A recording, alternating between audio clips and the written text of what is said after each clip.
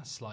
Hello, everybody, and welcome to the United Stands. I'm Mark Goldbridge, and this is your Manchester United versus Southampton Premier League watch-along. I hope you're doing well. Ruben Amorim's going to break the goal record tonight. I'm saying 19-0. But seriously, I am looking forward to this game. It's an opportunity for Manchester United to win a game in the Premier League. Am I right in thinking that we haven't won since Man City away? I might be right with that. I might be right with that. I don't know, but I think I might be right with that, which is shocking, really. But we've had a couple of good results, and now it is time to go and get some. Definitely. I'm really happy with the team, by the way. I know there are a few controversial things in there, but for me, it solidifies what Ruben Amorim is all about, and that, for me, is... you know, the most important thing. We are sponsored by Manscaped. We'll talk about that in a minute. Get you 20% off and free worldwide shipping. Love that. But let's have a look at the United team first. Can I get it up on the screen? Yes, I can. Yes, very happy with that. Very happy with that. I suppose the two big key points were the goalkeeper and the striker. I think that Xerxes and Bayinda did have a very good call to be starting in this game tonight. And I understand it. I'm not going to argue with it. I mean, I think if you wanted Bayinda and Xerxes to start, I mean, you're not wrong. It's an opinion. Do I share it? I don't know, because the most important thing actually is what Amorim decides to do. And I can see that he's picking Onana because Onana is his number one. And I can see that he's picking Rasmus because he believes he's his number one striker. Now, he might be wrong on that. He might be right on that. But he is doing that. Why am I being asked about Trent or Neville? There's no contest. Gary Neville is better than Trent as a Premier League right back, 100%. Trent's more talented, but in relation to all-round game, Reece James is a better right back than Trent. But Trent's just amazing going forward. Defensively, he's like a butcher's apron. He's wide open at the back. So I'd go Gary Neville if you're talking about right backs. As a pundit, Gary Neville's atrocious. But as a player, I can't move away from the fact that he doesn't get the credit he deserves. And remember, I'm a fossil. I've seen the Premier League era, so I know what I'm talking about. My girlfriend Katie says hi, says Niall. Hi to you, Anne, Katie, then. Thank you very much. Yeah, so look, happy with the team. With Rasmus, he's got to deliver tonight. I think that if he doesn't score tonight, the pressure's going to really start. I think Amorim's gone with Rasmus tonight because he wants to get him some goals, get him some confidence, and he's hoping he'll get some service. Did you know that Rasmus in a United shirt is averaging less than one shot a game this season? If you're Erling Haaland, you're getting 3.5. So the service has got to be there tonight. Has to be. Onana in goal. Look, there are question marks around Onana, and I think Amorim has those question marks, but I think he's swerved a big... yeah. Pure Turnip says, Beth said that Rasmus only starts for Southampton. Saka, says Pure Turnip. Well, I haven't heard her say that, so I'm not going to react. You know, you've got to verify these things. We rarely hear that Rasmus chant, says Cubed. Yeah, it'd be nice to hear it tonight. But thoughts on Sesko to Arsenal, says TK. I think it'd be very interesting. I do want to talk a bit about Garnacho and Rashford, of course, as well. I think they're very interesting to talk about. Mate, I heard some absolute nonsense tonight.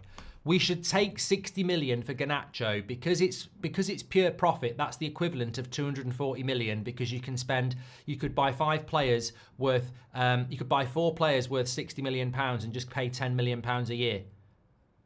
It's scary how stupid some people are about pure profit and FFP. Mate, the 60 million you get from Garnacho is no different from the 60 million you get from selling other players. It's about raising money. It doesn't turn into 240 million just because it's a homegrown player. You're mixing up installments with homegrown players. Madness. And I saw something tonight that United want 55 million euros for Garnacho. It's coming down. We're going to sell him for less than 50 million pounds. Absolutely incredible. So we're going to sell him for less than what we paid that absolute waste of space Mason Mount. Yeah, that's a great idea. Let's sell a 20-year-old Garnacho who's never injured for less than we paid for Mason Mount, who's never fit. Yeah, brilliant idea. Right, Garnacho starts. Yeah, Garnacho starts. Cameras are on him on my screen at the moment. Is he looking to leave Man United? It doesn't make sense. It doesn't make sense. What I've been told from a very good source is that Garnacho doesn't want to leave Manchester United. What's happened is that the United board have put him up for sale. And he's sort of in a situation where United don't want him. Amorim wants him. He wants to stay, but United are trying to sell him. So he's sort of like, well, what am I supposed to do? And to everybody else who's saying, no, that's wrong, Ineos said they'd only sell if they got a really good offer. Mate, they're talking about 60 million quid. He's up for sale. They're not doing, we'll only take a ridiculous offer. They're trying to sell him for 60 million, which is undervaluing as far as I'm concerned. So I hope he has an absolute bloody worldie tonight and shuts down these rumours. It would be great. Tyler Dibbling playing for Southampton is interesting, yes. We'll need to keep an eye on him. On Marcus Rashford, I'll tell you what's happening with him because there has been some interesting news around that as well. But let me just mention Manscaped, who are sponsoring our show tonight. You'll see it going around on the sports carousel. Lots and lots of products in my goodie bag. I've got the Handyman, which will give you a very clean shave on the go once it's charged up. Fantastic. Really are the leaders when it comes to male grooming. You've got the lawnmower for downstairs, trim the grass to make the yard look bigger. You know what I mean, down in the groin. Precision engineering for your family jewels. This beauty, I nearly said something else there. This beauty is the beard trimmer, 20 different lengths. I need to use mine actually because I'm getting a little bit too long. But I use this on the regular. Fantastic bit of kit, probably my favourite bit of kit with the lawnmower. And then you've got the weed whacker for up the nose. Fantastic products delivered to your door with the code TUS20. You get free worldwide shipping wherever you live in the world. That's why it's free worldwide shipping. And you get 20% off the price as well, exclusively with TUS20. The link is in the description, or you can scan that QR code. Big shout out to Manscaped as ever. And big shout out to you legends. Thanks everybody who's tuning in. Appreciate the early super chats. Make sure you give us a subscribe if you're new. You're very welcome. Did you know we only hit 2 million about 2 weeks ago, and we're already 21,000 over 2 million. The growth of this community is incredible. The last couple of watch-alongs we've done, we've been touching 100,000. It's a massive community, and you're absolute legends. Sir Jim Radcliffe at the game today. Sort of do that. I do. I don't really know. I really don't. Right, I've got some big news for you. Actually, it's got nothing to do with Manscaped. Big up them. Marcus Rashford, that's not the big news. I've got big news for the United Stand community. It's exciting, actually, and I've only found it out in the last hour. Really excited about this. Really excited. But Marcus Rashford is now back on the radar of Dortmund. Dortmund are back in the day after they were out. So apparently Sahin, their manager, didn't want Rashford, and they're talking about replacing Sahin with Ten Hag. That was yesterday's news. Today's news, Dortmund want him again. They see him as a key player again.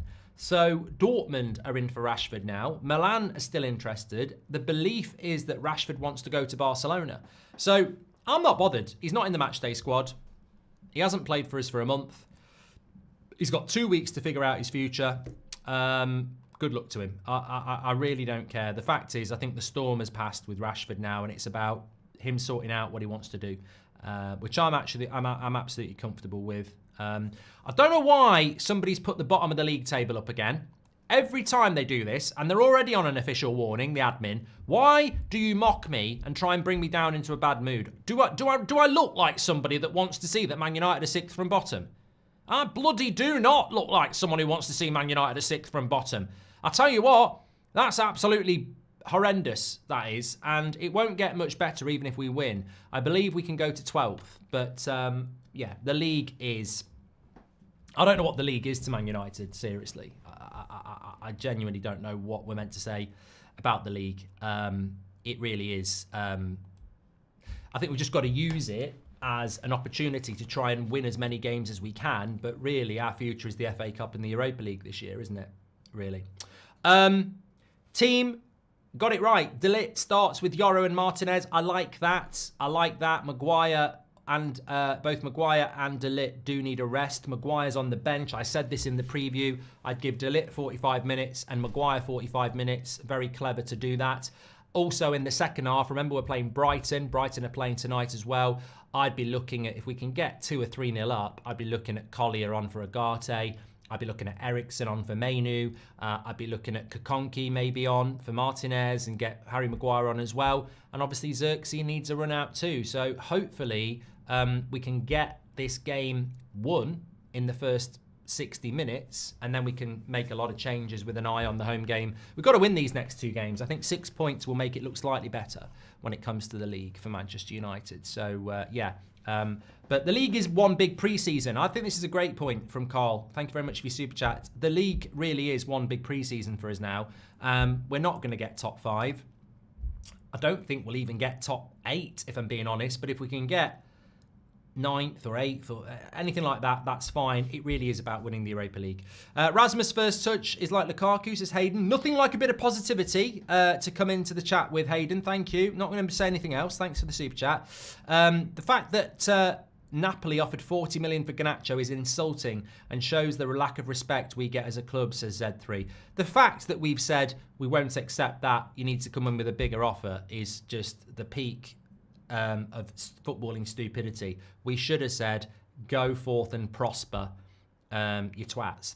Comparing Trent to Neville is like Kroos to Keane, says Sartek. Anyone else impressed with how Amorim is managing Yoro's return? Excited to see the player he's going to become. Distracts me from Glinios, says Ardo. I think with Yoro, it's not just helping him return from a big injury. I think he has been knocking on the door for a few weeks now. But as I've said, De Ligt, Maguire and Martinez are doing really well.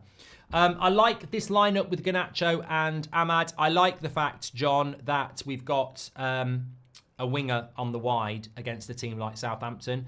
It's been many weeks now that we've been using Delo and Mazraoui. I like the fact that we've got a winger out wide. I even said in the preview, you could have put Garnacho on the left and rested Mazraoui and played Xerxes behind Rasmus. So we could have been even more attacking. Agate or De Ligt for man of the match. Ahmad and Garner on fire, says Ben. Mark, I'd love to see Grimaldo at United, says Jack. Ravel says, Ahmad right wing back, Arda R10. He's being held hostage at Madrid and wasted. Ivan says, I love the lineup, but wanted to see Xerxes. He looked confident last game. Overall, love the lineup, and this is a must win. Thank you very much for that. Thanks for your super chats. Right, I've got a big news for you. There's 27,000 watching. You're going to get it first. Unfortunately, I can't give you access to getting tickets first because we haven't even opened that up yet. But get ready over the next week or so because these tickets will fly because we're going... Well, I'm going home in many ways. The United Stand will celebrate 10 years in March. We were actually been going a little bit longer, but the channel was initially not called the United Stand. No, it wasn't the Forest Stand. It was called Soccerbox, which is quite funny because Gary Neville, a few years later, came up with an idea for a show called Soccerbox. I mean, where would you get that name from? Anyway, the name of the United Stand started in March 2025. March 2015. So we've been going 10 years. In March. We also hit 2 million 2 weeks ago. I made a promise that on 10 years we would take the show back on tour. We are taking the show back on tour. In March, in Dublin, the biggest venue we've ever played at is going to happen in the international break. I'm very excited. And it won't be on a Monday or Tuesday either. We've got a great venue in the centre of Dublin, right near Temple Bar, which is the tourist hub.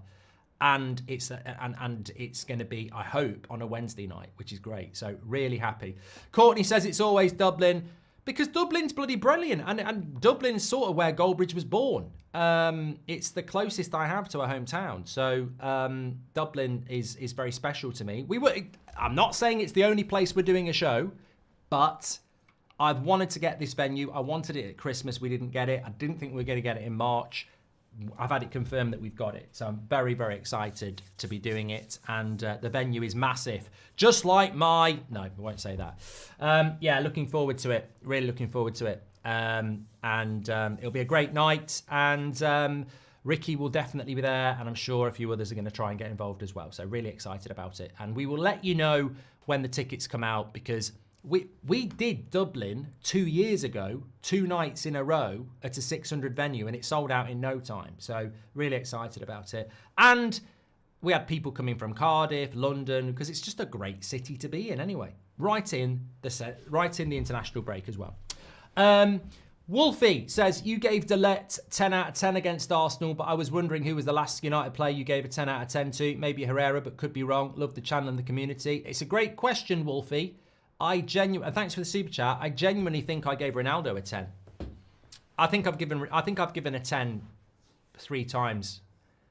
Definitely think I gave Ronaldo a 10 when he got that hat trick. And I think I've given someone else a 10 as well. I wouldn't be surprised if I gave like a Mainu or a Rashford a 10 at one point. We only started doing player ratings about 4 years ago, though. So, Robert McCormack says, see you there. Trezor has gifted 5 memberships. Thank you very much for that. Trezor, you're a legend. Rizik says, Happy New Year to you and your family. Blessed 2025. Would you take Jonathan David on a free in the summer? He's consistent as a backup should we endure injuries. I think in relation to the striker, Rizik, I don't like... I mean, look, it's a great exclusive from Sam, who works with the United Stand. He was on the forum earlier. He messaged me this afternoon. He said, I've just tweeted this out. It's from a really good source. Arsenal are in talks for Sesko. If Arsenal get a striker, I think they might win the league next year. I'm going to do a video probably Saturday that's going to really be interesting if you're interested in United's striking problems. It goes back 6 years. The graveyard shift at United is not exclusive to Rasmus. Rasmus doesn't get service. And people say it's an excuse. No. You're going to get sat down if you think that's the case. The chances that Rasmus gets is less than 1 a game this season. But consistently, over the last 6 years, whoever the striker is getting less than 2 shots per game. Harry Kane at Spurs was getting nearly 4. Why are Man United not servicing their striker for the last 2 years? It's factual. It's statistical. United's average shots per game for their striker is below 2. Yet Harry Kane at Spurs was having 4. Vardy at Leicester gets 2.8.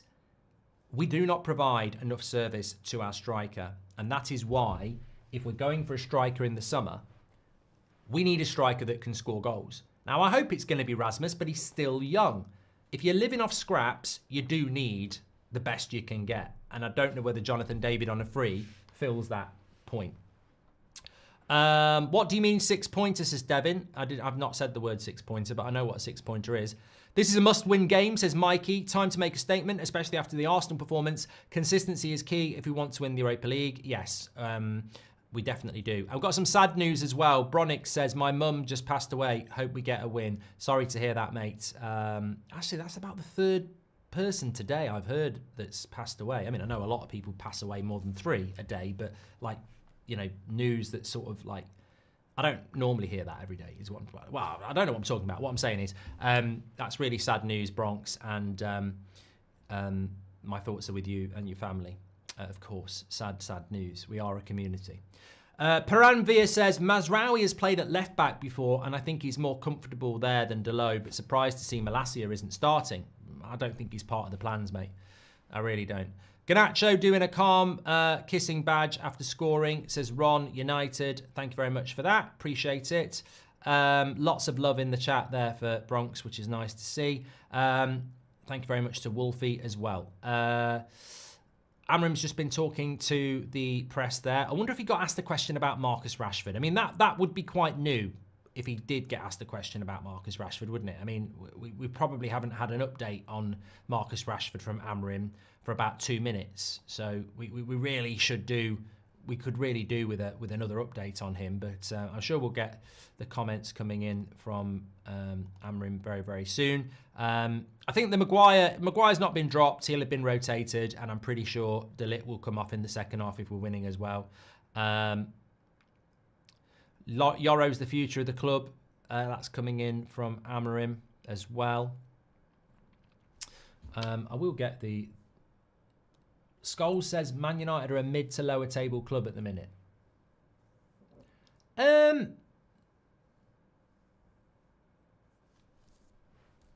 mean, he's not wrong. If we want to be factual, he's not wrong.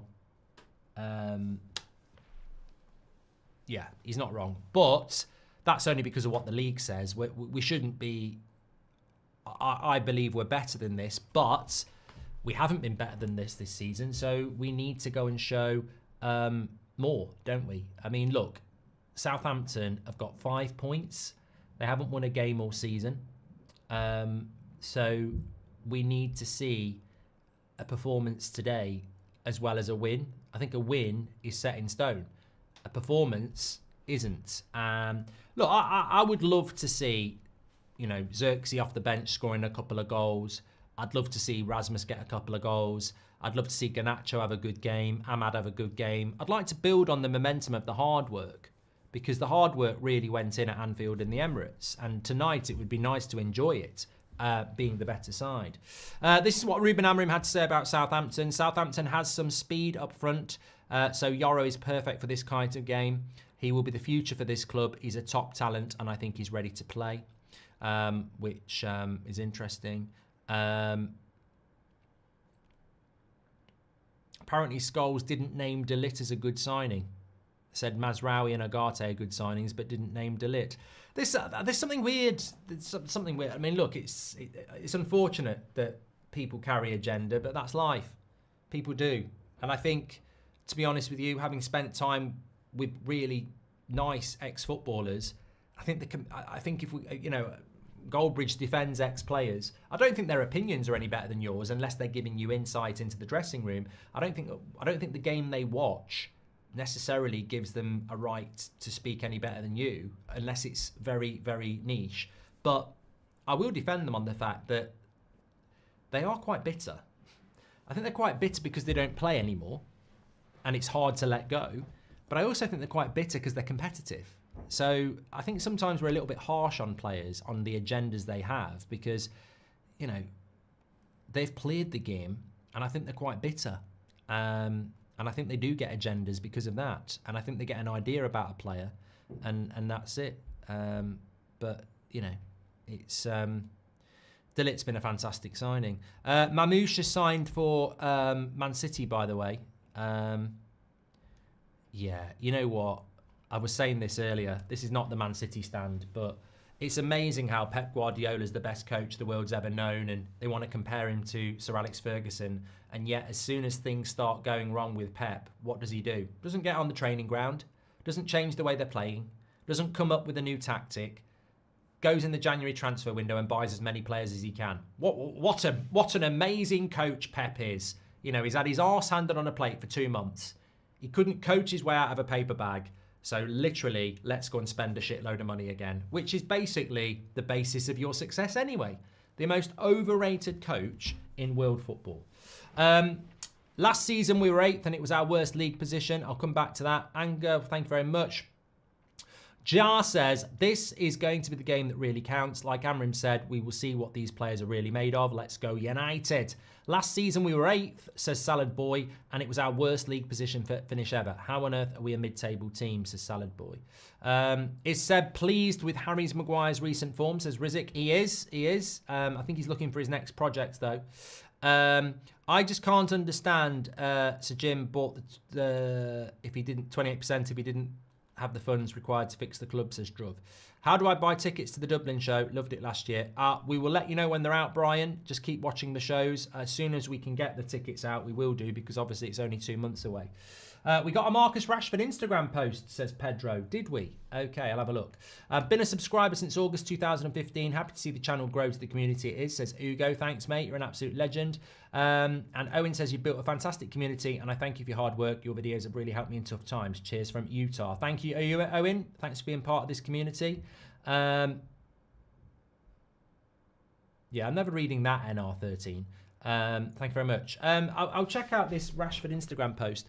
What I will say while I'm getting that, though, I think sometimes people don't think about it like this, but like United are broke, and United are in debt, and United might need to sell to buy, young players that we shouldn't be selling. Have you ever thought of it like this? Manchester United's owners, the Glazers, still own 50% of this football club.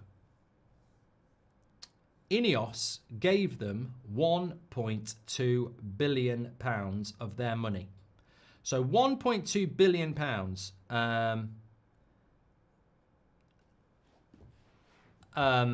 has gone into the pockets of the Glazers. I don't think this gets reported enough. 1.2 billion went to the Glazers for 28% of Manchester United. Not one penny has gone back into the club to, help with the infrastructure, clear some of the debts, make it easier to Man United have a little bit more liquidity. This is the statement that matters. They've just had 1.2 billion and put it in their pocket and fucked off again. And remember, people will say, well, it's up to them because they've sold 28%. Remember, they bought the club on a loan as well. Like, they never put any of their own money in. They've just made 1.2 billion. And no, we're now having to sell Garnacho to raise money, whilst the current owners of the club, the Glazers, also have 1.2 billion in their pocket. It's incredible. Anyway, I found Rashford's post now, so I'll read this out. I've not read it. This is an Instagram post from Rashford 2 hours ago. I've been contacted today by a tabloid informing me that they plan to publish a photo of me with a rapper apparently taken over a year ago. I want to make it clear I've never seen this photo. I do not know this person and I'm not friends with him. Like most footballers, if someone asks for a photo with me, I will never refuse, but I'm obviously not able to do a background check on every individual that asks me for a photo. Can I please urge the tabloids, rather than focusing on me, to use their platforms to help raise positive awareness on that many charities and individuals that work daily throughout the UK to tackle knife crime to prevent more families suffering tragic loss. My deepest sympathy goes to the family of Jimmy Mizzen. I think I know what this is all about, and I'm not going to sit here and say Rashford needs to focus on his career like I normally would, because honestly, I don't blame him for this.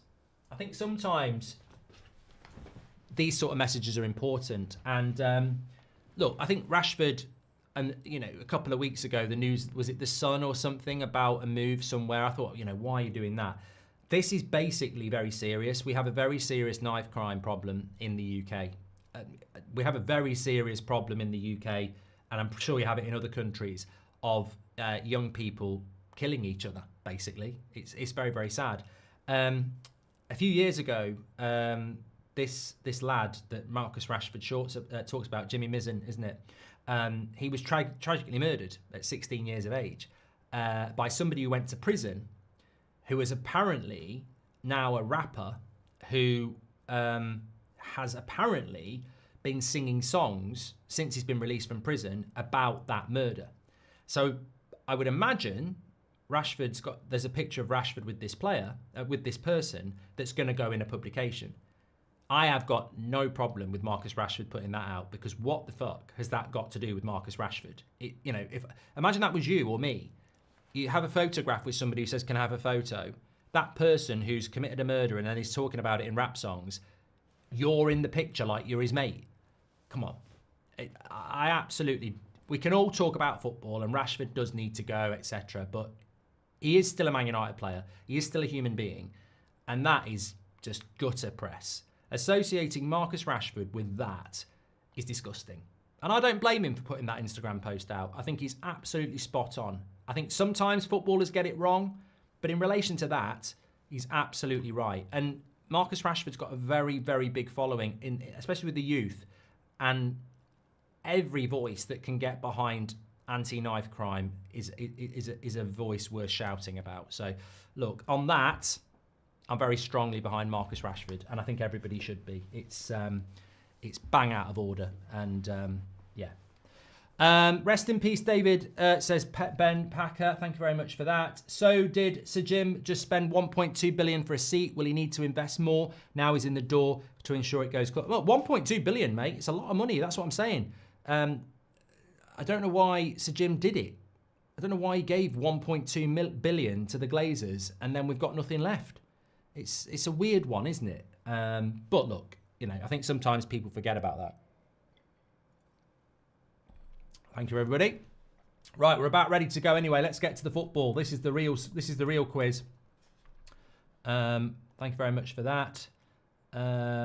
Sorry, I said rest in peace about David there. Rest in peace, David Lynch.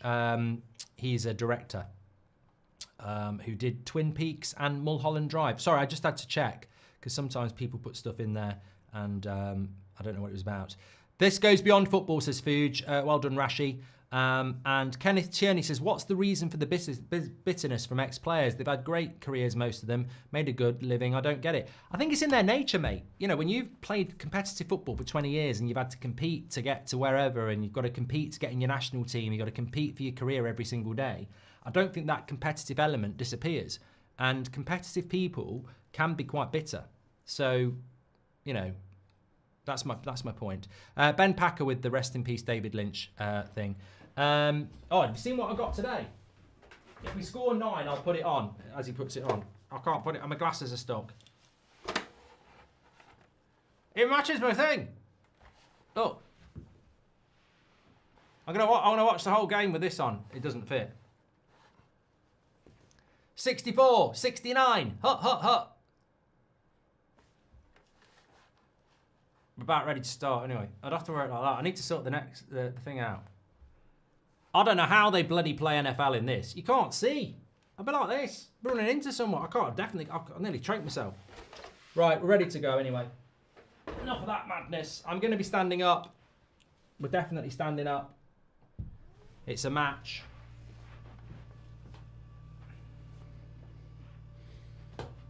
Come on, United. Let's break the goal record tonight. I want 30 goals. Right, let's get the timer on. Thanks everyone who's tuning in. Make sure you subscribe, bottom right hand corner. Don't forget we are sponsored by Manscaped. 20% off and free worldwide shipping. Exciting news with that. TUS20 is the code. I think Agate is going to kick it off here. Southampton are rubbish. This should be 2-0. Easy. But, you know, it doesn't always work out like that, does it? There we go with the long kickoff, which I don't like, but understand now.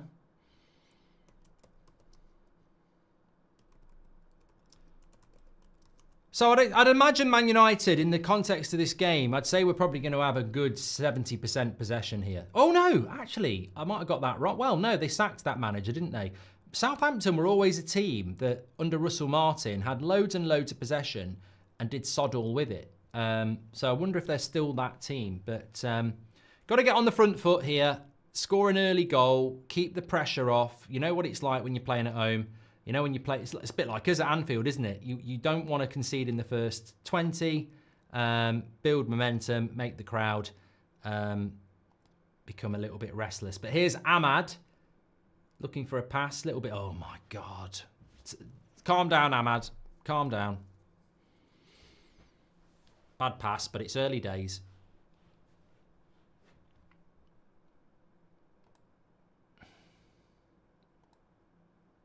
Sorry, I'd lost the live chat there. Come on, Man United, says Phil. Great to see Kokonki on the bench. Love the videos, Mark. Comfortable win, surely. Yeah, hope so. Atoya says, Ollie to Besiktas from Fabrizio. Goldbridge gives in to the helmet rumours, says John. You think Southampton will beat Derby's 07-08 total? I mean, surely they will. They only need 6 more points to level up with it.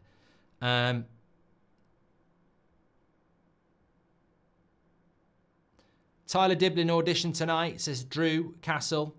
Nice helmet, Mark, says Chris. Thank you very much for your super chats. Just catching up there. Yeah, Dibbling, if you want to keep an eye out for him, his number is 33. United have been heavily linked to him.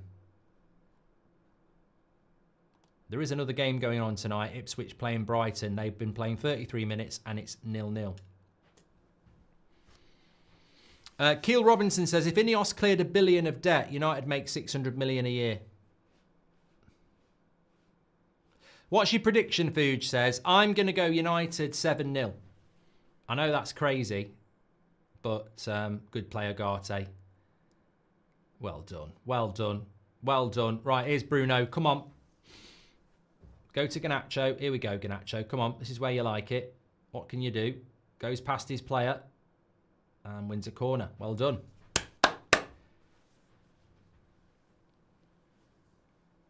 Red Devils for life, says Wesley. Thanks, mate. Thanks for tuning in. I mean, 7-0 is optimistic, I know, but Nah, realistically, probably about 2 or 3-0, I'd say. He looks happy, Garnacho. I really hope Rasmus gets some. I just really hope he gets service tonight. And I hope if Xerxes comes on, he does as well. Leave it for Bruno. Go on, Garnacho. Well done. Still in. Dibbling. Well done, Bruno. Mainu. Into Garnacho. That's it. Keep it going. Keep it going. Interesting start here. That Dibbling does... I mean, the only thing I'd say about Dibbling is he's got his socks around his ankles. Not a big fan of that. It's arrogance. I mean, look, I'm not a fan of arrogance. I'm just saying I think he looks a bit of a prat. Well done, Yoro. Paddy says it's going to end in a draw. Hey, mate, the only thing drawing tonight is you. Yeah, in my head, I thought I was going somewhere with that. Clearly not. Would you take Tavares from Lazio? Very good win back, says Jack. I'd take anybody, mate, at the moment. Would you kiss Eric Ten Hag for a Premier League title? No, we're not doing this, Mohammed. That's it. Anybody else who does a stupid super chat about ridiculous hypotheticals, it did my head in on That's Football last night. I just won't read them. You're wasting your time. So I'm just telling you now, this is Man United. It's serious. I'm not doing stupid stuff. Why don't you do a rugby union watch along? It's a lot better than American football and they don't wear stupid helmets, says Seb. Because they don't want to.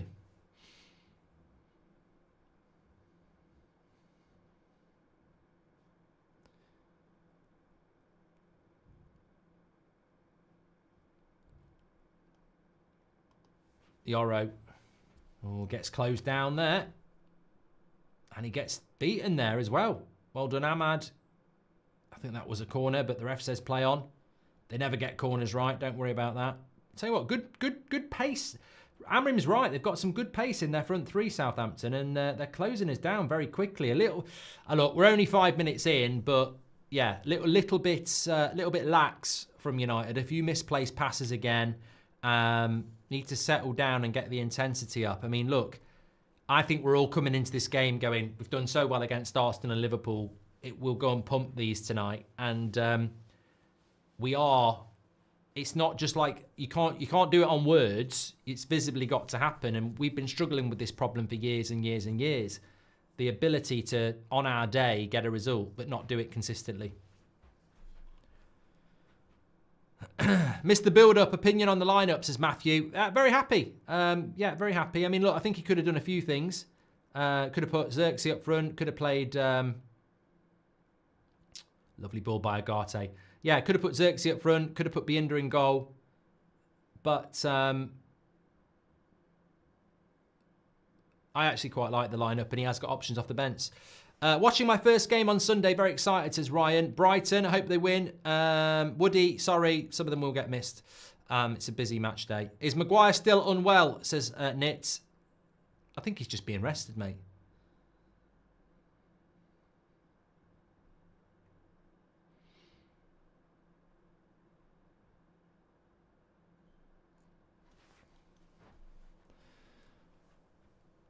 Is 3-0 too much to ask for tonight, says Scooby?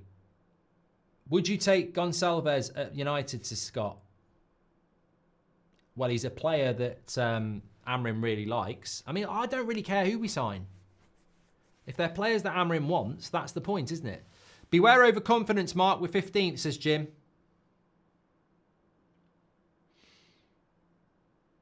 Just you need to score early in a game like this. Because... the problem is when you're a team like we are that is very, very stereotypically capable of getting a result at Anfield and then playing shit at home to Southampton, if it's still 0-0 after half an hour, it starts to play on the crowd and then it starts to play on the players.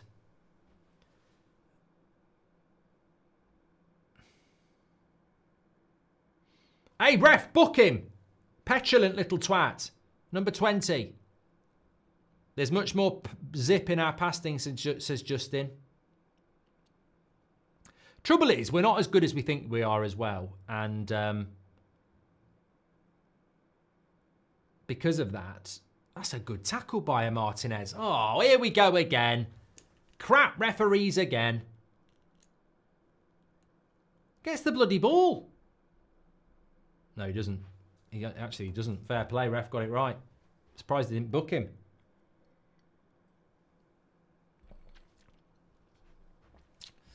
Come on, United, says Jay. Thank you very much, Jay, for your super chat.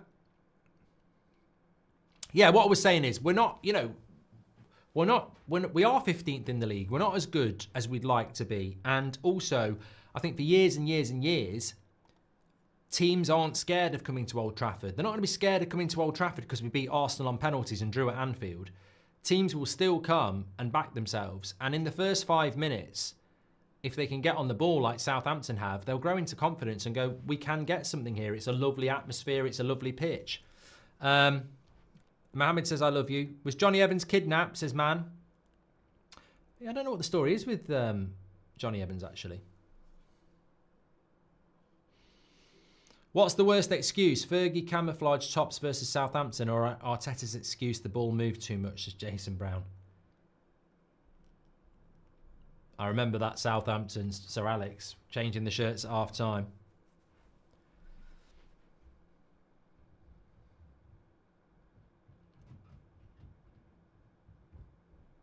What to do with Binder is interesting. He played well after the penalty, but you've made the point that we shouldn't have a cup keeper, says Matthew. Look, I knew he'd pick an Onana today, whether that's right or wrong.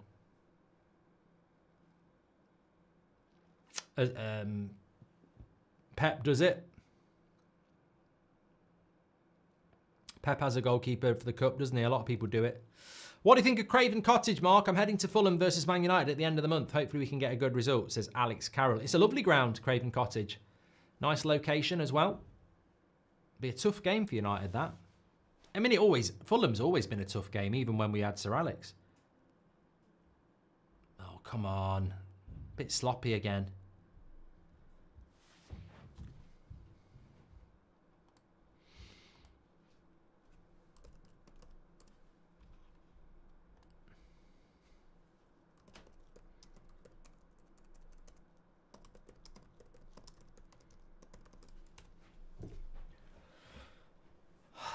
We've just got to be calm here because some of us, I was thinking we'd be 3-0 up by now. It's only 10 minutes. I tell you what, Agate's played well. I agree with Amorim. I mean, Agate is always going to be brilliant at winning the ball back. But what I do like about him is the way he carries the ball and the way he switches the play. And Amorim was talking about this. I think his passing is really, really good. Would you take a great performance but lose the game in the same way you said for Liverpool? Or are we at a point where we expect to win these games, says Dan? Mate, you can't have a great performance against Southampton and lose. That doesn't work. You can have a great performance against Liverpool and lose because they're a good team, but you can't have a great performance against Southampton and lose. That doesn't work. What do you think of Kyle Walker-Peters? Not a lot. Sacking. Mazza says, I'm not doing this. Sorry, Mazza. I don't know whether you were late. I'm not doing silly hypotheticals. I find them really irritating, so just not going to do them. Sorry. I did warn you. If someone wants to read Maz's comment and answer it, that's great. What a save by Onana. We should be 1-0 down here. Bloody hell. He does really well, Onana, there, to get low and flip that out. I don't know who it was who had the shot for them, but he's looked lively. That really should have been 1-0 to Southampton. Again, you know, it's sad, isn't it? It really is sad because we've been talking about this all week. We can't be complacent when we play somebody that's not as good as Liverpool and Arsenal. And lo and behold, that complacency and inconsistency is there again. Sulemana, it was. Good player.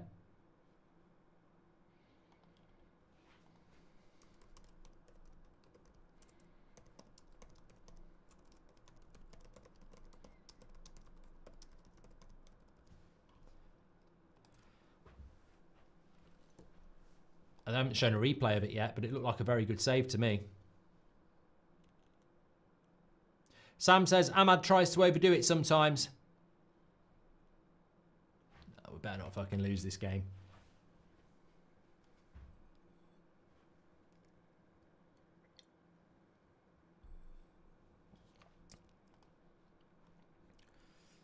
10 minutes gone against the shittest team in Premier League history. And we've had no shots. This needs to change. This needs to change. When you're at Old Trafford in the first 10 minutes, I don't care whether you're Southampton or Real Madrid, you've got to get those. You've got to get at them. You've got to get. There's no point in having 75,000 fans if you're going to do fuck all in the first 10 minutes. Trust me, anyone who's been to Old Trafford will back me up. When people are at the ground at kickoff, that crowd is simmering. Always, every single game, it is simmering. You need to turn the heat up and make it boil. And every fucking game, we turn the heat down. We've got to be better in the first 10 minutes of a game. And we're so consistent. Years and years, we're so consistently flat at the start of games. We played well against we play well against really good teams. When we play the poor teams, we're completely different, says Dale. Yeah, but you know, against the good teams, we can counter, can't we? Really think we need 2 players capable of playing at number 10 and we don't use the wingers enough, says Raz. What is it with this team and small games, says Robert? And do you think Yoro and De Ligt can be the new Ferdinand and Vidic, says Songa? Well, we don't play with the back 2 for a start. We're getting absolutely killed down the left-hand side at the moment. Yoro obviously playing his first proper game, really, and Ahmad's not defensive enough. Who should I get on the back of my shirt for next season? Yoro, De Ligt, Mainu or Ahmad, says Ivor. They're all good choices. We play around with the ball at the back too much, says Patrick Lynch. Watch build-up, switch across the back, kick long, lose the ball, says Cole. I would rather Xerxes started this game, says Swaller. I really don't think that's the problem at the moment, mate. I think that's another shot for Southampton. That's 2 shots they've had. We've not had 1 yet. They're just quicker than us to the ball.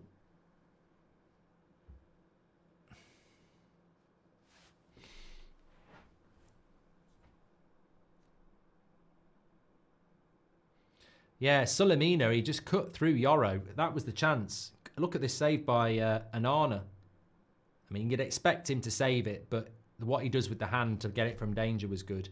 Come on. Mainu into Rasmus. Will he get there? He will. Well done. Right, he needs some support. Use Ahmad. Quicker, quicker, quicker. Too slow. How many touches there? You got to move the ball quicker. You can't. Everyone can't have 4 or 5 touches. Go on, Ahmad. Into Garnacho. Lays it off to Bruno. Corner. Yeah.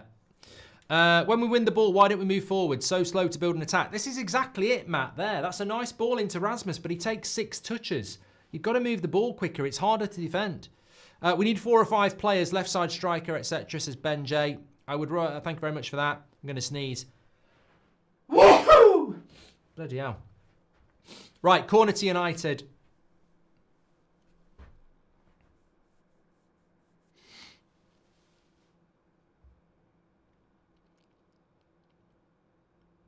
I'm honest, I can't remember the last time I felt confident from a corner for United. It seems years and years since we were good at corners.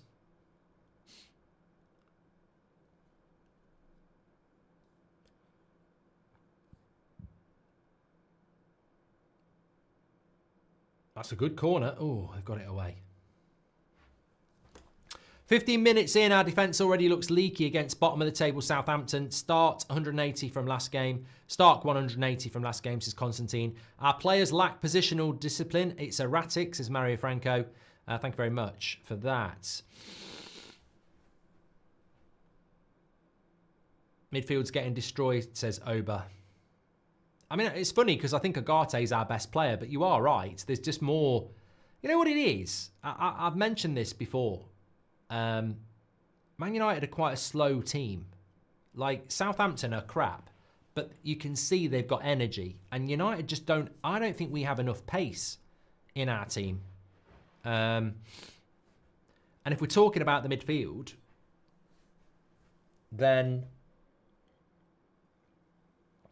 what are we talking about? Chris says, bless you, thank you. Swallow says, Xerxes for the hold-up in the middle was my thoughts. It's like players receive the ball and panic, says Matty. Right, another chance for Bruno to whip across in here. What have we had? We've only had 18 minutes. Come on. He's gone short to Garnacho. That's it. Someone on the head. I think the referee will let it go for a throw-in, won't he? Yeah.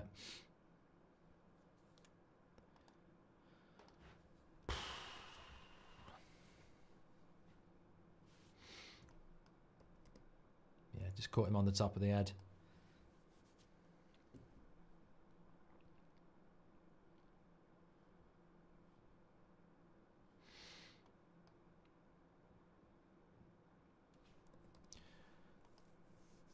Thrown to United.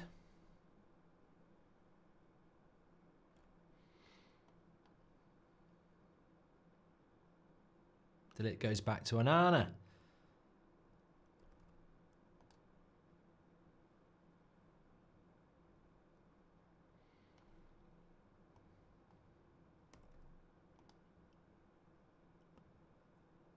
Bruno, nice ball in behind. Good play by Rasmus. Go on. Cut back, cut back, cut back, cut back. Oh, Rasmus can't believe it. Garnacho should have scored. It's good play. You know what? That should be a goal. Sell him. Sell him to Napoli. Can I just retract? Sell him to Napoli now. Take the money. I'm only joking. To be fair, look at the defender. Yeah, it's still on. Should have scored that. I mean, that's really good play by Bruno and Rasmus. Rasmus kicking the post. You can understand why, because it was actually good play. And he has got to score. Got to score that. Howder says, you know, still running, Mark. Allergic to Man United. Marcus says, I watch Rasmus. His choice of passing is concerning. Mate, I don't disagree with you, but I think the timing's probably a little bit off because that was really good play down the left-hand side. You know, a striker that can do that is, I mean, we need a striker to score goals, but a striker that can create and was very unselfish there is never a bad thing. The players are so good against good teams and are up for it. This Southampton team is one of the worst in Premier League history, and now they're looking uninterested, says Stig. They battered us till the missed penalty at their gaff, says Robert McCormack. It looks like there's no desire to get the first ball, says Dylan. And McCoist is the only good pundit. There we go. That was from Joe Coleman.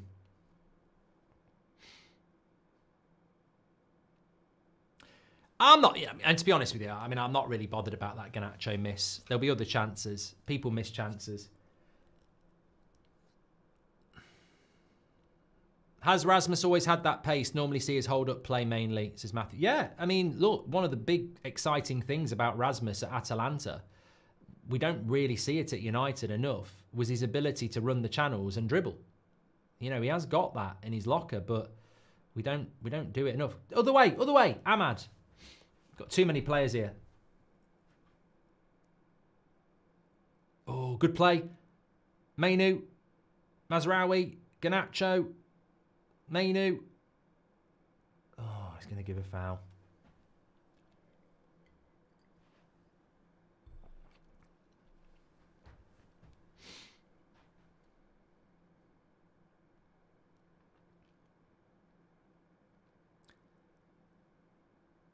The new manager of Denmark uses Dolberg and Damsgaard more than Rasmus. Concerning, says Politique.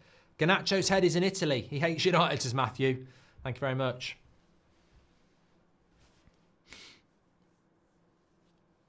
"22 minutes.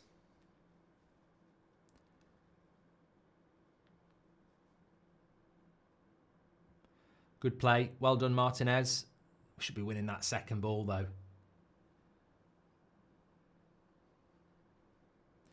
I'm missing Bienda's energising presence, says Jev.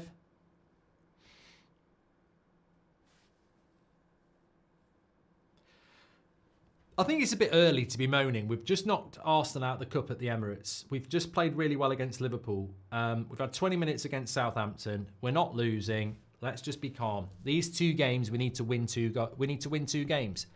Yeah, it'd be nice to win 9-0, but let's get the wins first. And also, we can't moan about the lack of activity in the transfer window. Mainu! Oh, blind cut back and no one was there.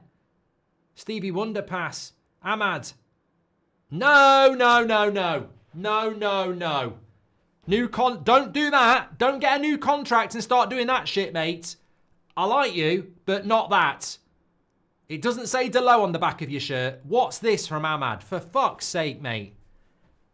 Shooting when he's got 3 easier passes on. Fuck off. I hate that. We've got that needs banning. That should be an instant substitution. You can't be doing that. Old habits die hard, I suppose. Super Donut says, I'm enjoying this bottom of the table clash.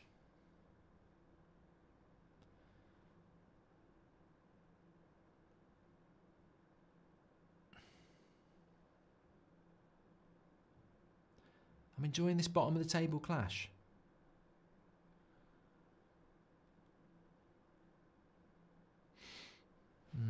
Mazraoui looks uncomfortable on that left-hand side, says Isaac. Ollie is on his way to Besiktas, says Ivor. It's only took him 4 years to get a job. Southgate Ball, says Sai. In theory, shouldn't Bruno and Mount thrive together in Amorim's system behind the striker? Also, fun fact, if you check, all of Ten Hag's last 8 signings have played amazingly for Amorim. Here's Garnacho, still going.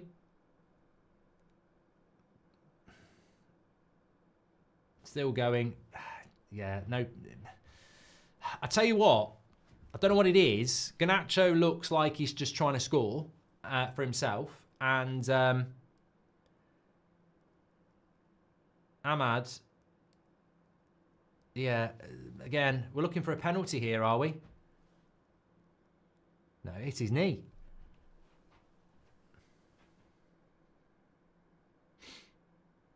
That's a that should have been a bloody penalty. That should have been a penalty. I don't understand the fucking rules now.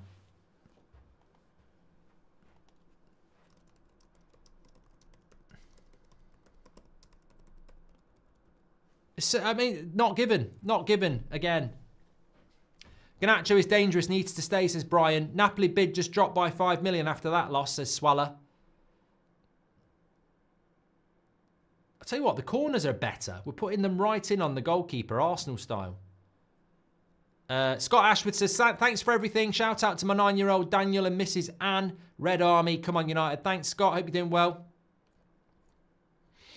Right, now Southampton with a bit of a break. We've done better in the last 5 minutes. Energy's gone up. Should have been up from the start. Viagra needs to kick in the first minute, not in the 15th. That should have been a penalty, by the way.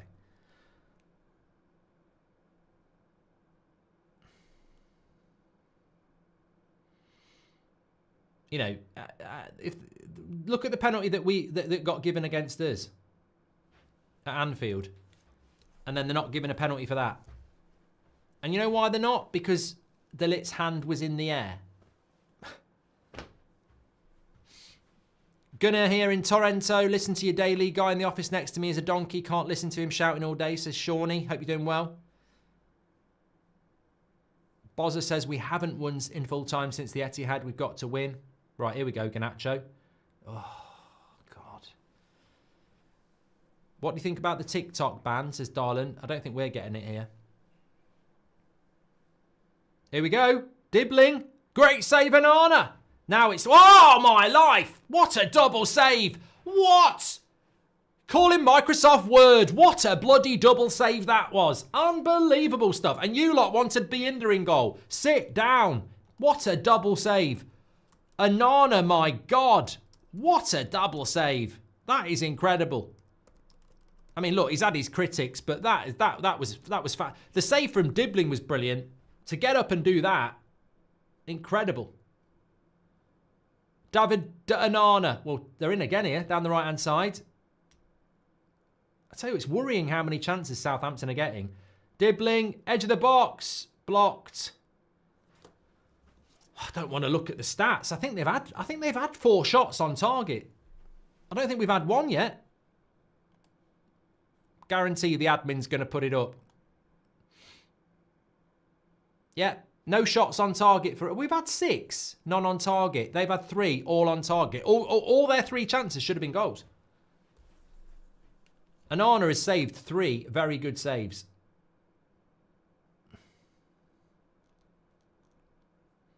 Annie says that's what competition does. Well, yeah, maybe that's a good thing then, isn't it? I love Mazraoui, but he's struggling, says Isaac. I just want to sit and watch United destroy a team at home, says Red Devil Germany. When was the last time we won at home in the league then? If we beat, was it Everton? It must have been Everton. Ellie, welcome to the Members Club. Thanks for joining. Get your badge in. Oh, when the Saints go marching in, says Joey. Not yet. Onana felt the competition, says Mikel. Stop crying, not a penalty, says Jared. I can see that because it's 0-0, but it should have been. Anyway, we're used to playing against the referee as well. So, proper 6-pointer there, says Christian.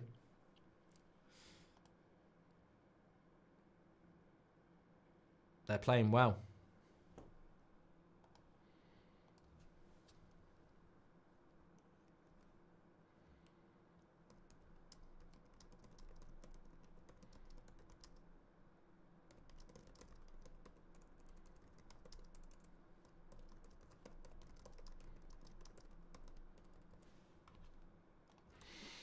Well, I've just tweeted it there. How were the shittest team in the league playing us off the park at Old Trafford? You know, I said this, though. I said this after the Arsenal game. People think we're back. We're not back. There's going to be more storms ahead. We're just not a very good team. Then he needs loads and loads and loads of players.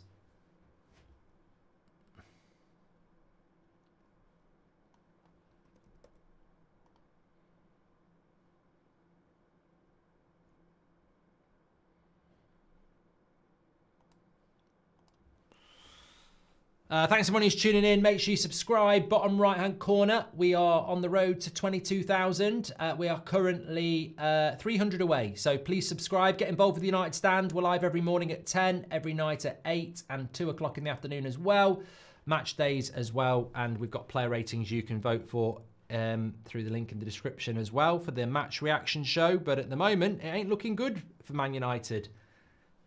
I don't think Amorim's going to be very happy, is he? I mean, look, he spends all week talking about what we know, that Manchester United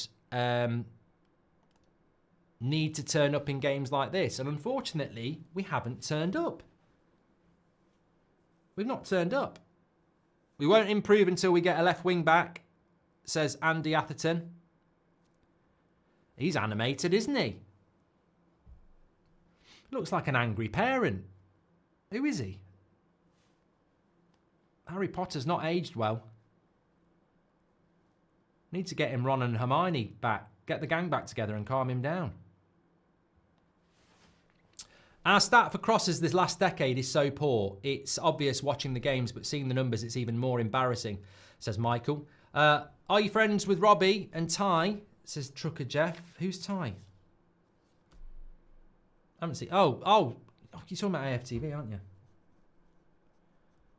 Well, I do a show with Robbie every Monday and Friday, yeah. Games like these show our true colours, says Freddie. Mark, love the show. Keep up the work. Thoughts on half-time subs, says Chuck. I think he will. I think he has to. I mean, I don't know what you do. You don't want to be using bloody Casemiro, do you? But you might use Collier or something like that. They're focusing down Ahmad's channel each time, says Matthew. I agree with Andy. We need left wing back. Southampton look very much up for it, says Kieran. Has Ineos made one best decision yet, says Hyans. Easily solution, Mark. You're dead club, says Joey. What is the update with Garnacho, says Ian. Well, he's playing for Man United at the moment. Red Army says defence is all over the place. Shocking. Mate, your opinions are shocking. I'm not being horrible to Red Army there. Anybody, if you know, you know. He's terrible. Ike says, I'm just a Dutchie that likes to follow Man United in the stand. That is a penalty, 100%. The youngsters are too inconsistent. It's normal, but costly. We look really tired. Martinez and Mazraoui look dead, says Vitor.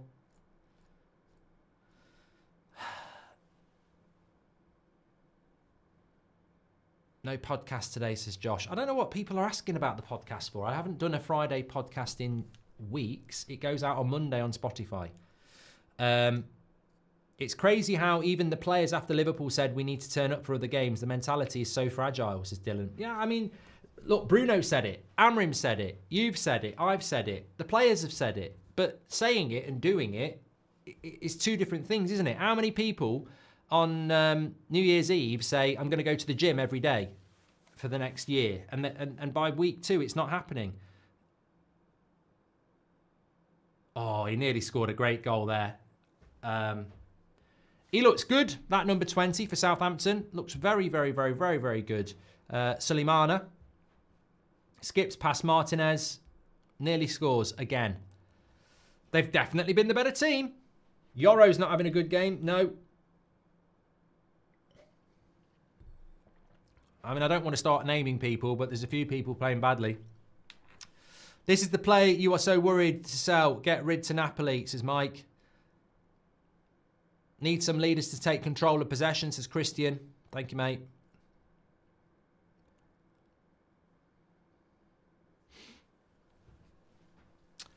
We don't build through the middle. We just kick long, says Cole.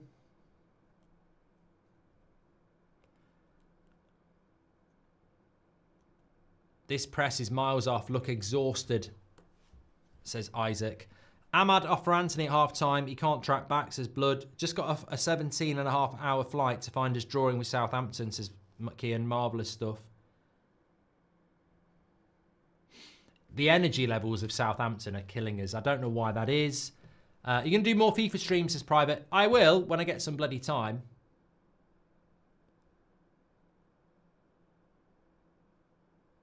Well done, Agate.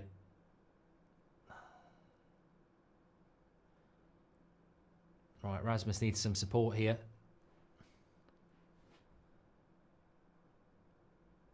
Into Bruno. Don't shoot. Everything. Absolutely everything wrong.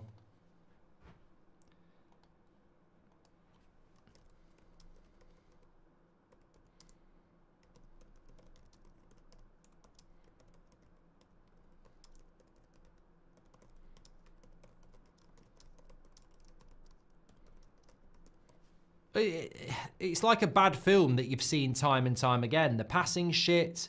We're shooting from distance. Simple passes are just not making it where they need to go. I mean, that pass from Bruno's behind Ahmad.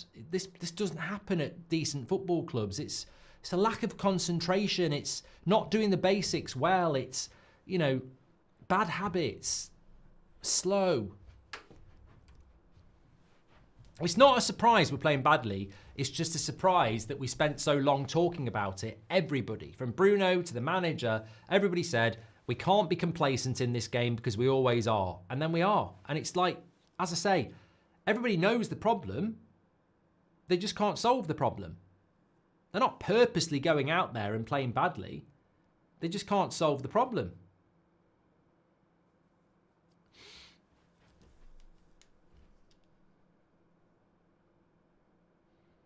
Go on, Garnacho.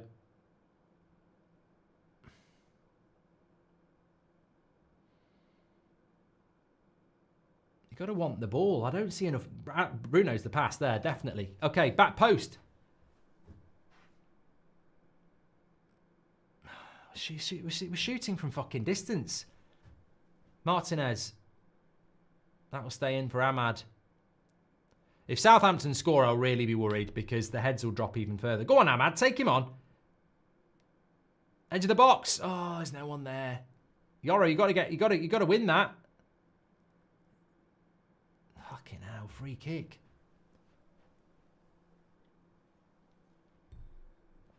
Did I miss it, or did anyone in the FA acknowledge how atrocious the ref was in the FA Cup game? No.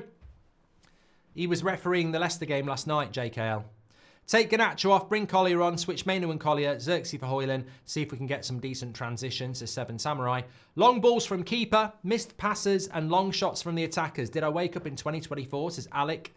Amorim said we need to hold the ball in the final third better, but they keep reverting to old habits. What is wrong with them, says Robert. You can't keep players with mentalities built on previous managers and no experience in this formation, says Tom. Is Dibbling Grealish reincarnated? Says Nicholas Cage. Ollie says, let's get Xerxes on. Why not play Manu as the 10, says Vivo. Look, when you're knocking Arsenal out the FA Cup, and when you're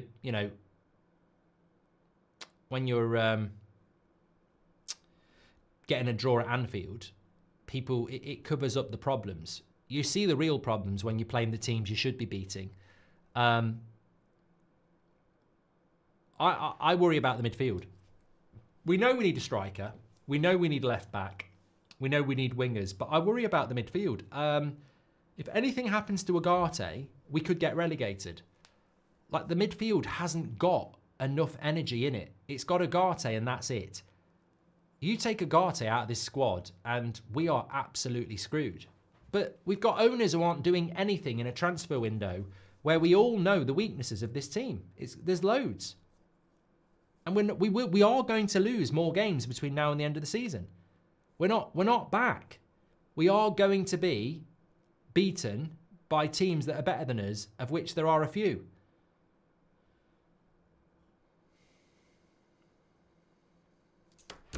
What's that? Again. Players feel too confident as Stardust. Imagine a Barella or a Pedri in front of Ugarte, says Daryl. We need to buy an extra wide defender. We have next to no options today with Delo out. We will be in serious trouble if we get an injury, says Christian Mulder. Gone back 3 weeks again, says Anthony. That locker room has to be a nightmare if this is how they're playing after the Arsenal game, says Dimitri. Garnacho, Kobe, Ahmad, Yoro and Rasmus are going to win us the Champions League in 2027. Just need time to adjust, says KMF. Looks like we need a leader back in defence today, says Manish. Ricky says that Garnacho's having a very poor game. I think he needs to come off and bring Xerxes on. No build-up play at all. And if we don't sign a left wing back in January, does Shaw go back into the team? Well, if he can stay fit, Luca, yeah. We're a laughing stock, says Bounty Hunter. This is a bit poo, says Mike. Thank you very much for your super chats. A lot of people, look, we're 5 minutes from half time here and Southampton deserve to be winning. That's the story, isn't it? Here's Dibbling for Southampton. See, we win the ball back and then we give it straight away to them. He'll make changes at half time. He'll make changes. He has to. You can't not. Go on, Onana. You should be coming for that. Second ball again. Well done, Delit.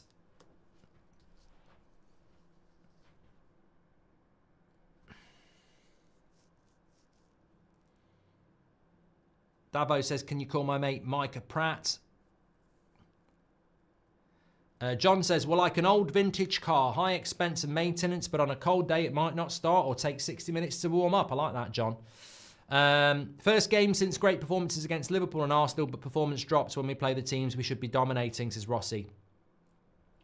Yeah, but I think there is a very simple explanation for that. I mean, Amorim looks absolutely fuming. When you play Liverpool and Arsenal, pride kicks in because you know you could get absolutely humiliated in 4K. Also, you're going to have to defend a lot. Against Southampton, what a save by Onana. No, it's a goal. It's a goal. There we go. You can't keep that one out. Deserved. It's only what they deserve. They deserve it. Absolutely brilliant. You know what? We should be sponsored by fucking Disney because the Mickey Mouse team's back again. Absolutely prats. Where do Man United players go on holiday? Disney World. Dressed up as Mickey Mouse. Because it's Mickey Mouse performance again.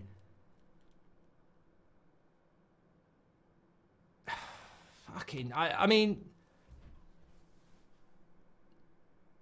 Martinez gets beat by Dibbling. I mean, fucking hell. I mean, it's fair play Onana. He nearly makes a great save again. But it's just Arsenal all over again. You know, the joke is, we go to Arsenal, who are brilliant at corners. We concentrate and we don't concede from a corner. We play Southampton and we concede from a fucking corner. It's embarrassing. Absolutely embarrassing.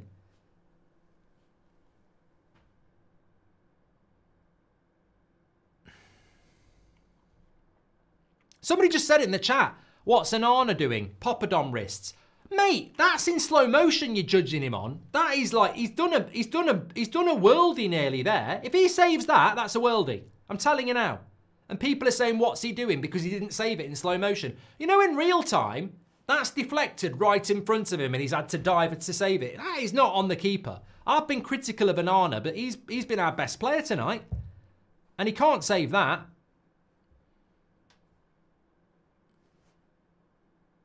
Oh, he saved another one.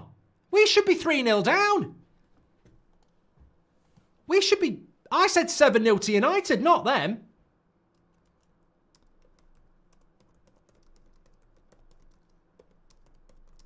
Seriously, could be 4-0 down here. I mean, it's just incredible. You know the footballing IQ of this team? I always talk about this. I've nicked it from Rashford. The IQ of this team is terrible. Terrible. If you fed this team alphabet spaghetti, they'd starve. Because they think they think before they could eat, they had to spell out the problem.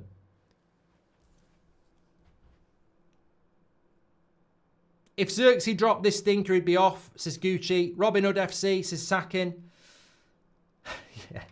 Stealing from the rich to feed the poor, I like it. I'm using that. We all know we're not good, but we should be making simple passes, playing with it. Mate, Mike, you've nailed it, Mike, JB8. You've absolutely nailed it. Seen it so many times. Bad passes, shooting from distance, selfish play. Bruno, come on. Was that a shot or was it? I think it was a cross. Yeah, slow, bad passes, shooting from distance. We've seen it all before. We can't leave it. We need players. He needs players. You can't give Amorim this job and not give him players. This is why in the January transfer window they should have bought in players, because he needs players. He needs his own players. It should have been done January the 1st. Mainu losing the ball. So many players have had a bad game as well. Garte might get... Oh no, he said play on.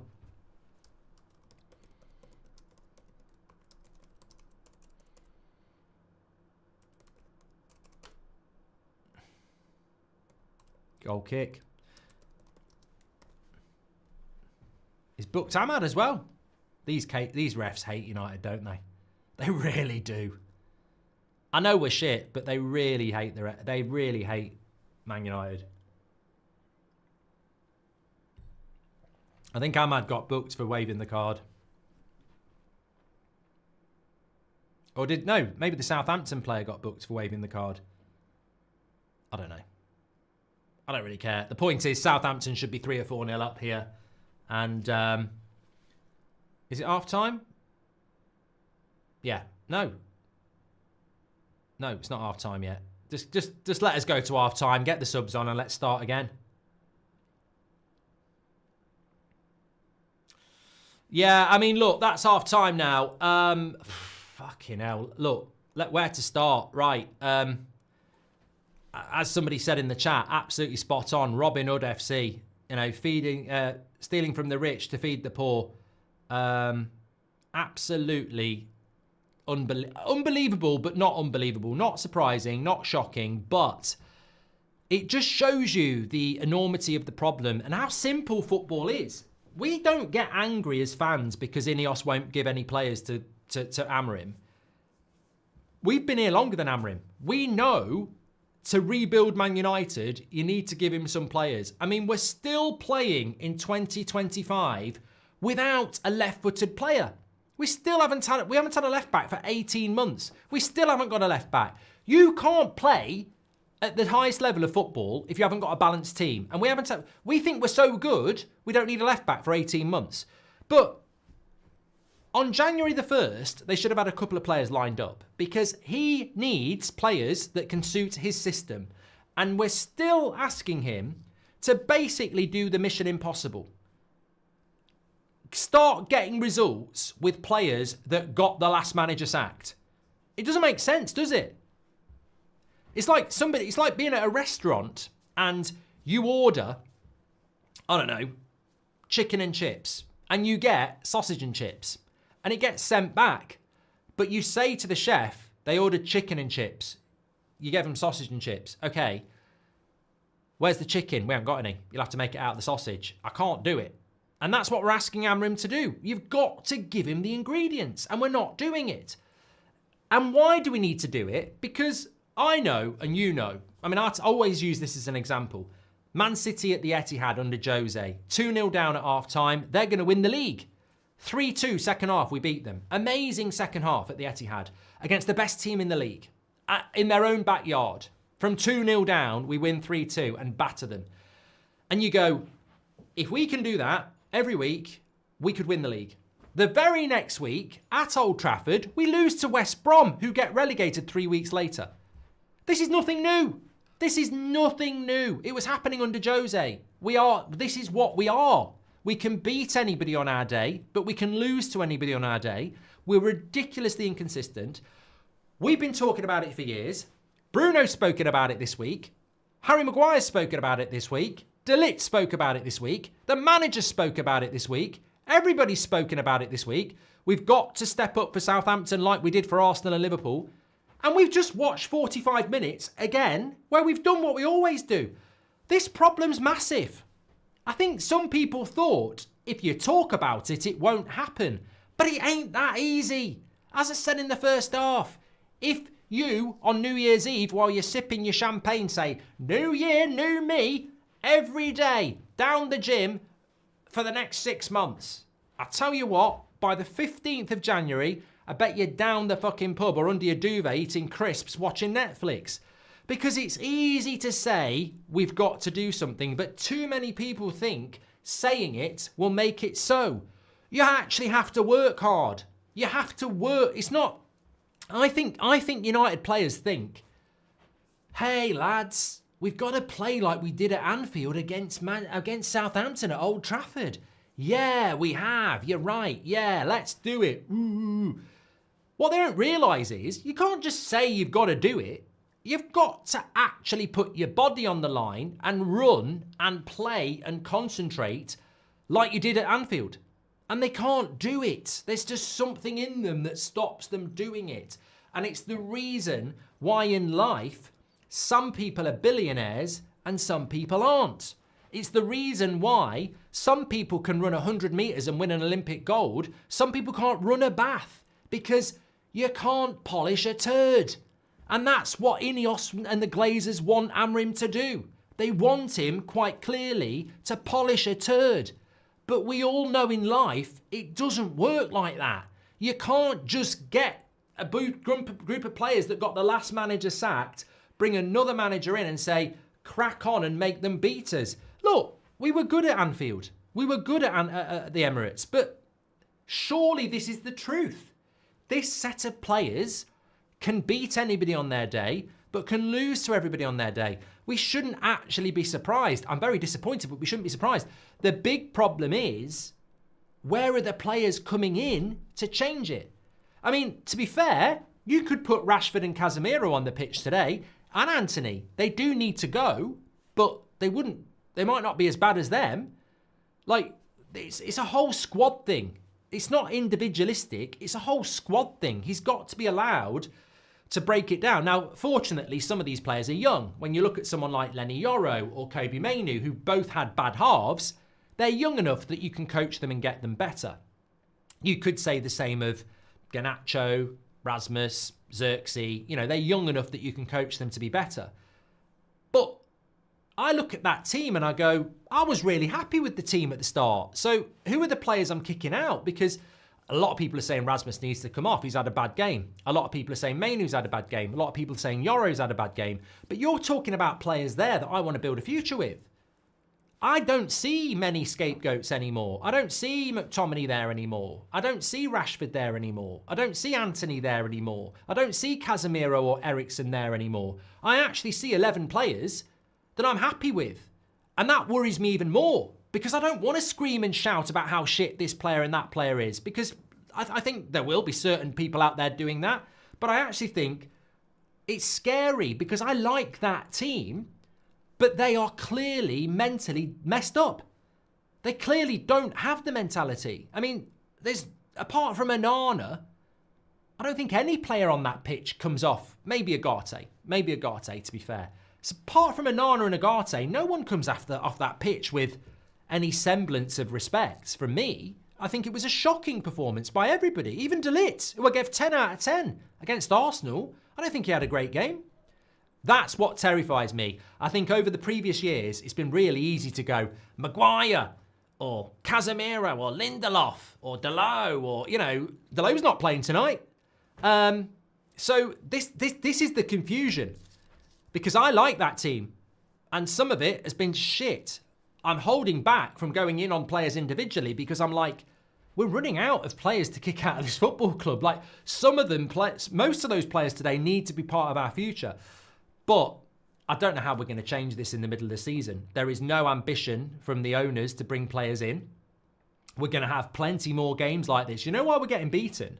Because it's halfway through a season, and as bad as Southampton and Brighton and everybody else might be in your minds, they have been playing together all season. They have been playing a system all season, and it's better than ours. We do need... He needs a pre-season. He 100% needs a pre-season. I think what's really coming home to roost is going from a team that's played a back four for about 50 years to a back three cannot be done in an international break. He needs a pre-season, but he also needs players that can play that system. And you talk to sporting fans, you do your research, and one of the problems of the Amorim system is that the system is very, very specific, and we don't have the players for it.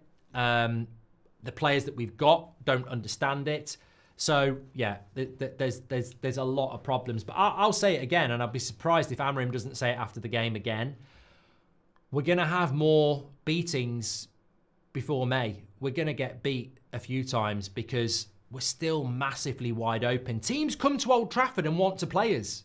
I saw it with Brentford when I was there with my own eyes. Just so sick of this. We get a few good results and then don't turn up, and it's been happening for years. We need a massive clear out, Lee. I mean, we do.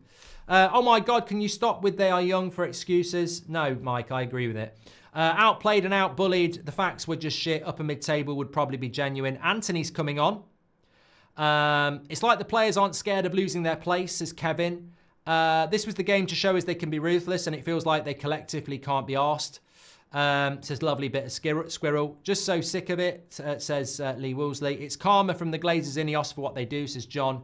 We're sitting way too deep, says Milan. When Onana's the best player, it's a problem. Genuinely could be 3 or 4-0 down. I applauded the Southampton goal. They deserve it. I hate to do that. I have done it in the past when Ronaldo scored a hat-trick against us for Real Madrid. I applauded it. They deserve it. There's no injustice. Southampton probably deserve more. Why put Martinez to mark a clearly taller player, says Stephen. I don't care who goes anymore. Sell whatever you want, says Jonathan. Fergie time needed, says William. Bruno needs to stop shooting. I mean, look, the shooting from outside the box being back is just pure and utter petulance. When we expect them to win, they can't do it, says Robert. Genuinely think all 10 outfield players have been shocking, says Robert. Yeah. Mazraoui and Ahmad need to get further up the pitch, says Ross. Bruno is the embodiment of the team. He plays well, so do the team, but he has a bad game and the team play bad, says the Snail. We're so shit, mate. Anyone should be up for sale. They're tragic, says Tyler. Mainu and Garnacho have been terrible. They don't need selling. They need replacing, says Kyle. Collier for Mainu and Xerxes for Garnacho, says Akil. I'm not surprised, but bloody hell, how are we this bad? Eric Ten Hag was right. This team can't play possession, says Edward Newgate. Blame manager and player. When will we realise they aren't the problem, says Jonas. Lee Wolseley, welcome to Members Club. Stop defending.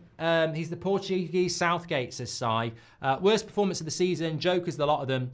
Yeah, Mr. Ferg, let's just remember that Southampton haven't won a game away all season. They've only got 5 points this season. They're absolutely shit, and yet they should be 3-0 up. This game should be over. Worst game I've seen from Mazraoui, says Chris. Thank you very much. I wonder who he's taking off. I mean, I've just started to think if he's took Garnacho off for Anthony, that's probably it. It probably is, isn't it? I can't think who else he'd take off. It's got to be Garnacho. Unless it's Mazraoui. Marco says Garnacho is the new Janusaj, cash in now. Mate, I've got to say, if you were saying Garnacho before the game, that's fine. If you're saying sell him after 45 minutes against Southampton when everyone else has been shit, you're the problem. You can't be that flip-flop. And also, selling Garnacho for 50 million euros is thick. It's absolutely thick. We paid £55 million for Mason Mount with a year left on his contract. We paid £80 million for Anthony from Ajax. We should not be selling Garnacho on the cheap.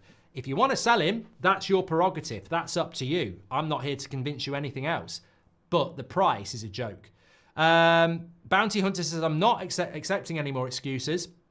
It's time to go hard on them. If we lose this game, all credibility is gone. Tom Grant says, what I can't understand is we win against the big teams, then concede against the shit ones. Southampton have 1 goal in their last 6, yet only play well against us. Lazy against shit opposition, says Tom. Thank you very much for that. Owen Smith, welcome to the Members Club. At least Ipswich is losing marks, says Matteo. Some of the worst football, top-flight football I've seen. Lack of intensity comes from being lost on the pitch, says Chris. Mate, I'm bored of saying it, but from a footballing point of view, what would I do? Well, first of all, I'd be saying to them, why is it I coach you all week and you can't pass a 5-yard pass at the right pace? Why is it I coach you all week, you get the ball, you slow the game down, you take too many touches and you pass it sideways? Why is it I coach you all week, you get into a good position and you shoot from a place you're never going to score from? I know this used to happen under the previous regime, but am I a fucking ghost? Is my name Casper? Because I'm teaching you and telling you what to do, and I'm watching you on the pitch, and you're doing things that you should have learned at under-8s football. You should be able to play a 5-yard pass to the right foot of the player you're passing it to.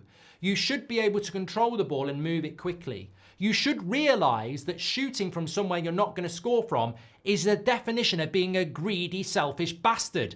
Why are you doing these basic things? How am I going to teach you a style of football that will be revered around the world when you can't do what fucking Solihull Moors can do?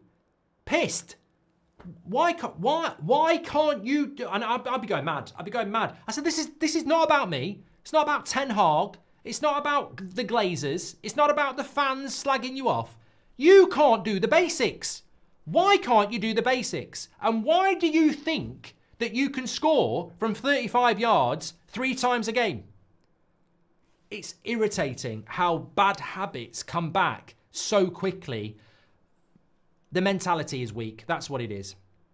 James Clough says, no real investment, stadium being delayed. Is Glinios waiting for a Super League? Probably, James. Team is too afraid to make passes that break the lines. Too many times a cross is on and they make different passes. Manj, I'm glad you can see it. I think we can all see it. How many times do we get it and you know the cross has got to go in now? And they get it, they take a touch and it's gone. Because they get it, they go, oh, I've missed the opportunity. And then they have a look and then they do it. It's got to go. It's got to go. It's got to go in there. I mean, one thing that Casemiro does, and I wouldn't put him on, but one thing that Casemiro does, he just whips it in. Mainu off, apparently. Chirag says, sub Garnacho, we've got this match. The guy can't finish. Okay, well, apparently it's Mainu off for Anthony. So Bruno will go deep, Ahmad will go next to Garnacho, and Anthony will go to the right. Interesting.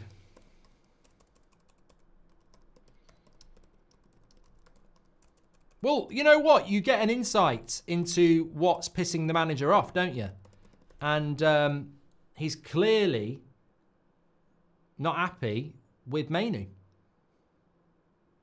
Make sure you subscribe, by the way, bottom right-hand corner. Thanks for tuning in, everybody.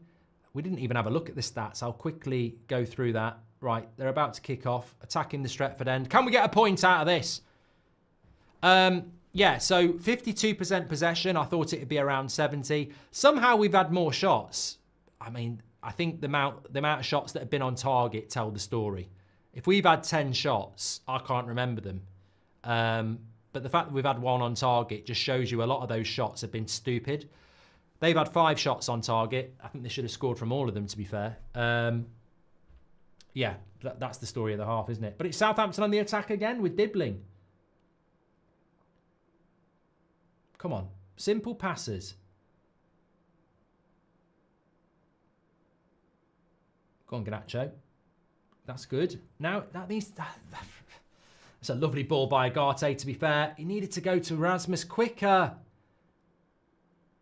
Anthony shoots over the bar. You see, Bruno there could have played that into Erasmus first time and he didn't. Outside of the foot. Watch this. See where Bruno gets this now? Outside of the foot, behind the defender, and he's in. Doesn't do it.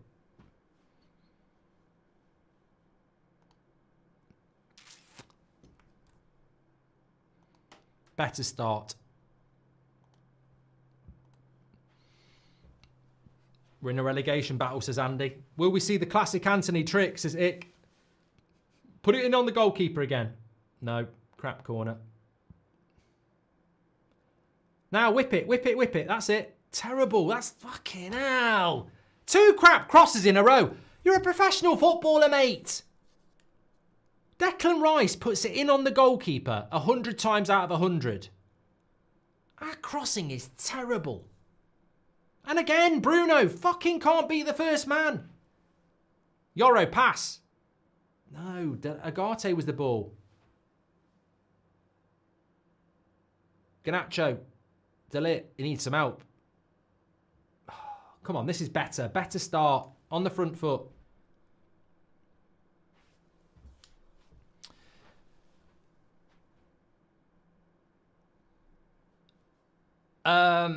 Yeah. Don't forget, by the way, we're sponsored by Manscaped. Trim the grass to make the yard look bigger. Exclusive code TUS20. Link in the description or scan the QR code. 20% off with that code and free worldwide shipping. Can United get back into the game against Southampton? Who thought you'd be saying that? I said 7-0. Brighton are beating Ipswich 1-0, by the way. Matoma, we play them on Sunday. They'll kill us. They'll absolutely kill us. If Southampton are doing this, imagine what Brighton will do.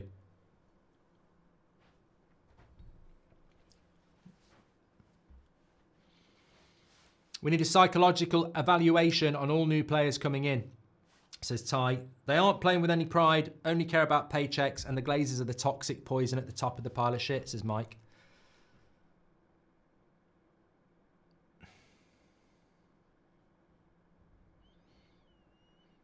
Wan's just got out of class. Obviously, we're down, so we're not doing good. Can you sum up why we're down? Crap passing, crap intensity, shooting from distance. Same old shit, mate. Old theatre is now a theatre of dreams for everyone else, says Jordan. Anthony playing CM. No, he's playing behind the striker on the right-hand side. Garnacho's playing behind the striker on the left-hand side. Bruno's gone next to Agate, and Ahmad is still playing on the right-hand side, where Ahmad's not had a very good game. This Suleimana has absolutely ripped him. Another corner.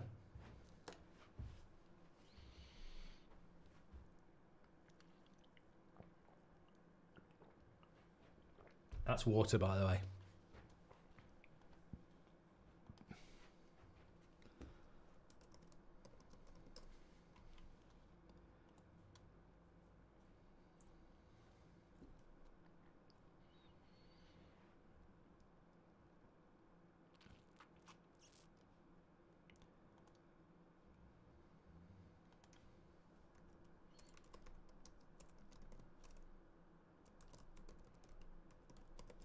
Another corner.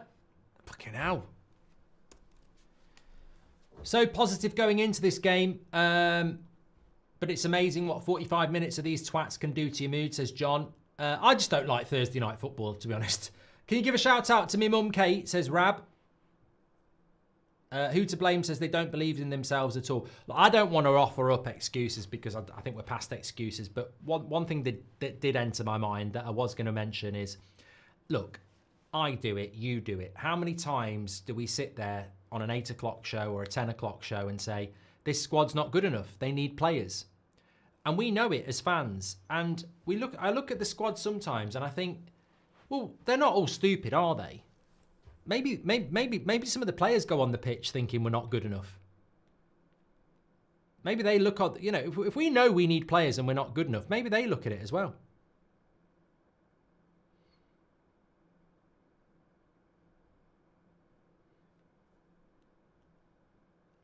Big shout out to all the people who are watching this at 3 o'clock in the morning, etc.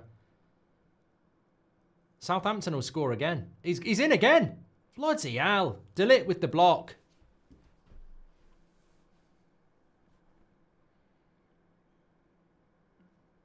That Suleimana has rinsed Yoro. I'm sorry. He's absolutely rinsed him.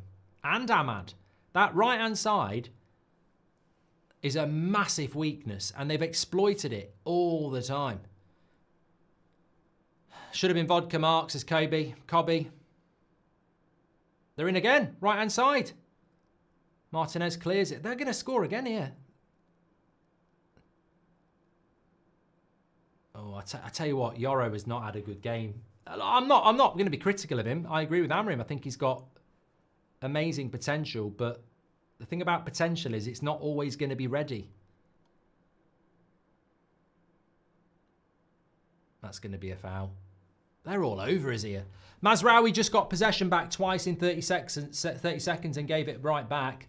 Jordan Laws, welcome to the Members Club. Thank you very much.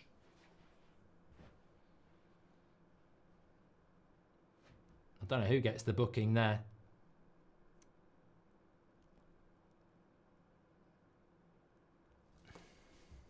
That's never a penalty.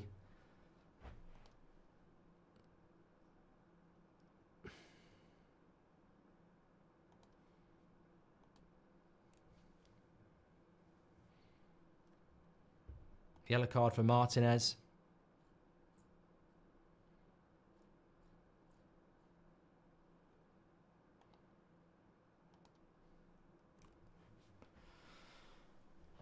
Oh, dear me. Dear, oh dear. Collier and Xerxes.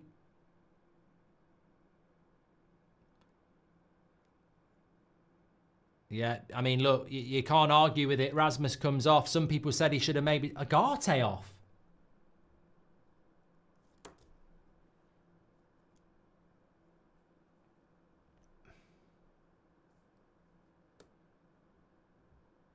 Doesn't look happy about it, does he? Agate off.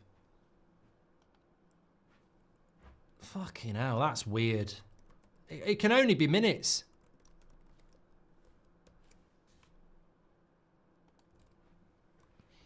He's not booked, is he? No.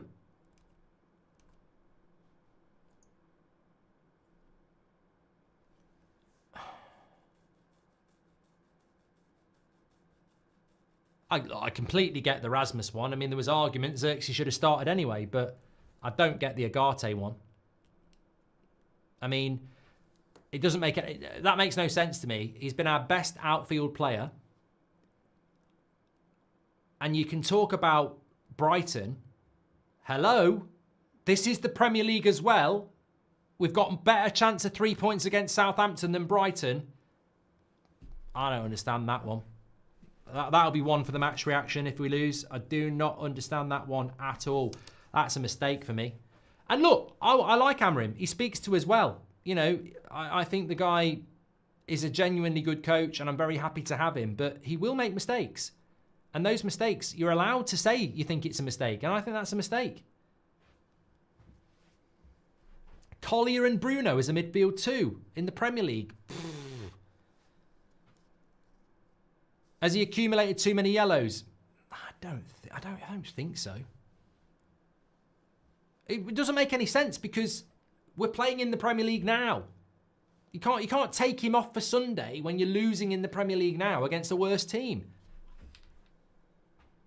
Love from Switzerland, says Alex. I'll have a tall glass of wine, says Caitlin. I've devoured mine. Amorim has potential, but maybe it's not ready. Oh, what's this? This is not good.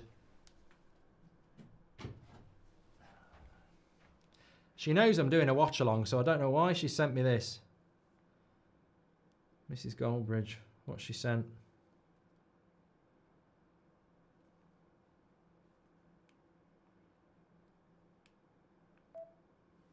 There it's gone. It's a goal. There we go. You can't keep that one out. Deserved. It's only what they deserved. They deserved it. Absolutely brilliant. You know what? We should be sponsored by fucking Disney. Because the Mickey Mouse team's back again. Absolutely prats. Where do Man United players go on holiday? Disney World, dressed up as Mickey Mouse. Because it's Mickey Mouse performance again. That's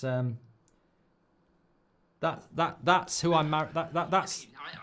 That's what I have to deal with, right? I've got an admin who I pay who puts the bottom half of the league up every time I do a watch along, and I've got a wife who sends me TikToks of me reacting to goals with a silly voice. These people are meant to like me.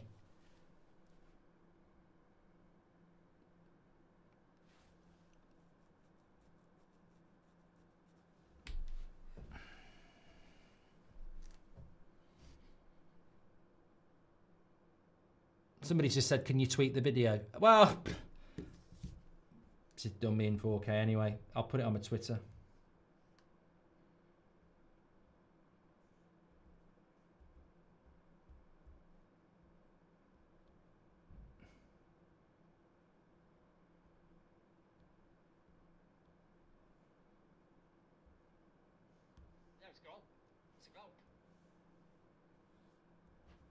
It's just gone on out on mine. Ah, dear. Amorim definitely not happy with how easy Southampton were getting through the midfield, but I'm not sure these subs will solve the problem.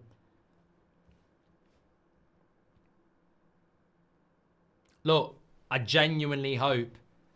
I mean, Yoro has been, mate, it's embarrassing.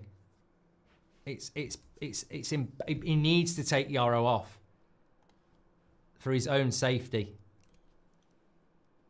It's embarrassing for Yoro. I mean, look, let's not make it about one player. He will be a good player, but he ain't ready. He's been absolutely slaughtered. I mean, if that was Harry Maguire 3 years ago, the stuff we'd be saying. But he's an 18-year-old lad. I'm not going to do it. He's an 18-year-old lad. And I'm sure he's got a good future at Man United, but these players have got serious mentality issues. Do you think Bruno is doing enough as a captain, says Raz? But yeah, brilliant. Bruno was a brilliant captain at Anfield. He was a brilliant captain at the Emirates. I feel really bad for Yoro. This is why we need to protect these players. We need to protect the younger players. They're getting burned. He's the problem. There he is. Sir Jim and Sir David. Couple of prats. Fucking should have stuck your fucking nose out of Man United and let the fucking Qataris buy us. Go on, Garnacho. Oh my Christ. Anthony, you play for Man United, not Southampton. How has he missed that? How has he missed that? I mean, it's brilliant by Garnacho. He would have had his 3rd assist in 3 games. What the fuck's he doing? He goes over the fucking line, not the ball. How do you miss that? £80 million for that. That's why he doesn't use his right foot. Every fucking time I've seen Anthony play in the last 2 years, he uses his left foot. And the tapping, he gets arrogant. Why are you trying to use your right foot for? You've never used your right foot. You only use it for standing. Why is he trying to finish a tapping with his right foot? Give me strength.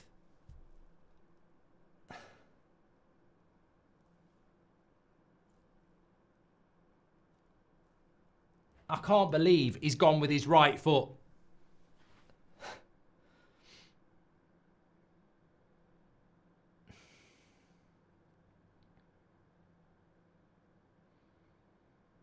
Why is he going with his right foot? You know, a few years ago, there was an amazing film by the brilliant actor Daniel Day-Lewis, and it was called My Left Foot. And apparently, Daniel Day-Lewis only got that job by the skin of his teeth because they really wanted to use Anthony because they've never seen somebody use their bloody left foot so much. He gets a bloody tap in and he uses his right. I can't believe it. Good shot, Garnacho, straight at the keeper. I mean, he's actually done well second half. Was I wrong for thinking we was going to be a team we can be proud of, says Anil. Amorim is on his knees for consistency. Poor man, says Josh. What do you think of Owen, Mark? Owen the Saints going marching in. Lovely, Dylan. Ali on commentary, speechless, says Raz. Marginal gains, more like massive losses, says Mikkel. Take Yoro out now, says Sebastian. Sean Douglas is gifting a membership. We need Kakonki on, says Daniel. Have you seen him play regularly for the first team, have you, Daniel? I mean, is that not just another young player that we might burn? Seriously, are you in a relegation battle, says Kian? Well, Ipswich are losing 2-0, so that's one thing. Mate, I don't want to say this, right? But I will. This is gonna absolutely blow your minds, right? So, Manchester United Premier League form at Old Trafford. Let me take you back to Everton. 4-0 on the 1st of December was the last time we won a Premier League game at Old Trafford. The 1st of December. 4-0. Next Premier League game at Old Trafford, we lose 3-2 to Forest. 1 loss. We then play Bournemouth and lose 3-0 and we don't score. 2 losses. We then play Newcastle at home and we don't score. 3 losses.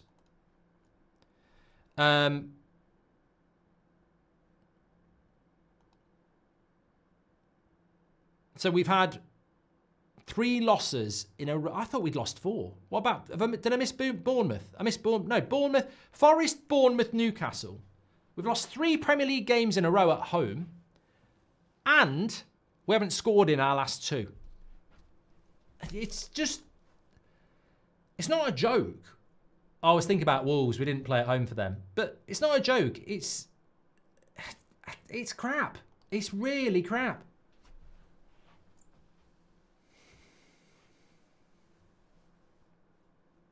Sakin says, does anyone remember when Cavani came and saved us from losing Southampton? Is there anyone on the bench who can save us? I mean, Sakin, it's not looking good, is it? You've got owners saying we've got no money. And you've got a team that needs about $1 billion spending on it. I mean, it's not a good combination, is it? You know, Pep and Man City are shit, but they've got an amazing squad. They can't figure it out. Let's spend some money. Man United have got a shit squad and no money. It's not good. It's not a good situation to be in. Gifted 5 memberships. Edward, you're a legend. Thank you. Check Anthony's bank statement. Says TJ. Anthony keeps adding footage to his meme highlights. Says DGen. Hi, Mark. We get another 4 points from the next 7 games. Here's Xerxes. Oh, you needed to pass, mate. You need to pass. Pass! What are you fucking shooting for? Oh, for fuck's sake. What is it about the inability to fucking pass? He could have played 2 United players in on a one-on-one. He keeps going and then he shoots from a stupid angle. For fuck's sake. Just score a fucking goal. You can't lose this game. I don't care who scores. Kicking it with Cade says there's no numerical advantage because we're playing with the 5 at the back. In the midfield with no new. Why is Yoro playing as a fullback? He's a centre-back, says Mohammed. No European football next season, says Bartley. Well, I did say we'll win the Europa League. I'm starting to regret that statement. We seem to be allergic to passing. I mean, you could bring Maguire on, but we need a goal.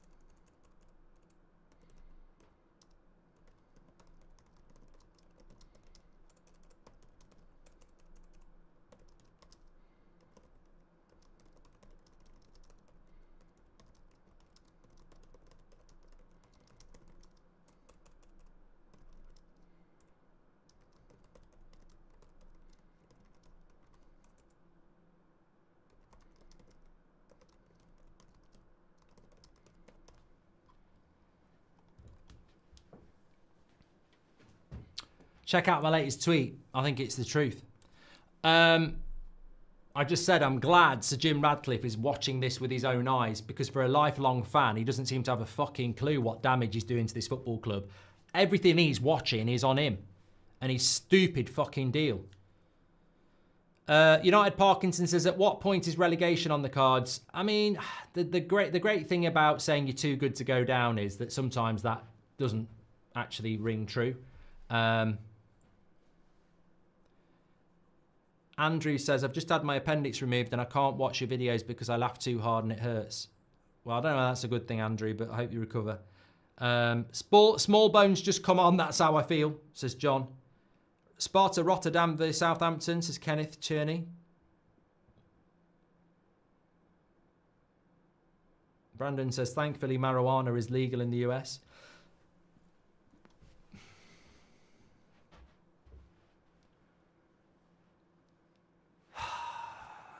Believe this. This will be the one. For all the bad results we've had, this will be the one. I can't overemphasize how shit Southampton are. I mean, I don't want to do this, but I feel I have to. Southampton, right? Southampton haven't won a game away from home all season. They've got 6 points.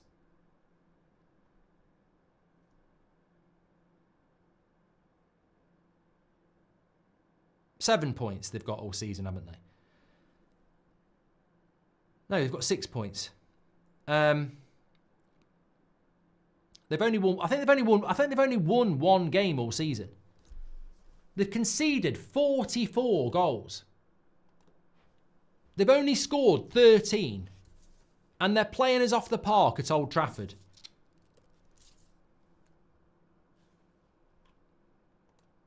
I dread to think what happens if we lose this game.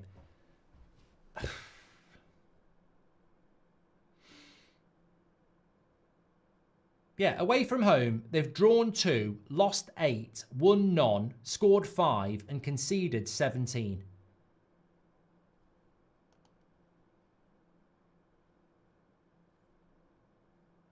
Will is Man U, says, I hate to say it, but Sir Jim might have been a mistake. Mate, just look at Nice. Just because you're a billionaire doesn't mean you're going to be a good owner. What was it, Blackburn Rovers and the chicken farmers? They were billionaires as well. Mike Ashley. Yeah, just because you're a billionaire doesn't mean you know what you're fucking doing when it comes to football. Big Ty says, people lost their jobs for this shit. Jay says, the Man United are the meme that keeps giving.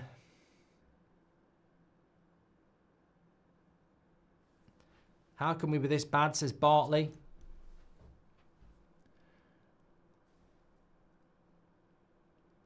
Which end is Radcliffe sat in? Looks like the dividend, says Liam. What happens if we get relegated in the league but win the Europa League? We're still playing Europe, John. You're playing the Champions League, in fact. Can you call Leah Pratt for saying that United will win the league before Arsenal, says Georgina. And Sean Turner says, I've seen enough now. This isn't overreacting. I would happily take 70 million for Garnacho. He can't play as a 10, and Hojlund cannot start for us anymore. I prefer Xerxes, which I can't believe I'm saying, says Sean Turner.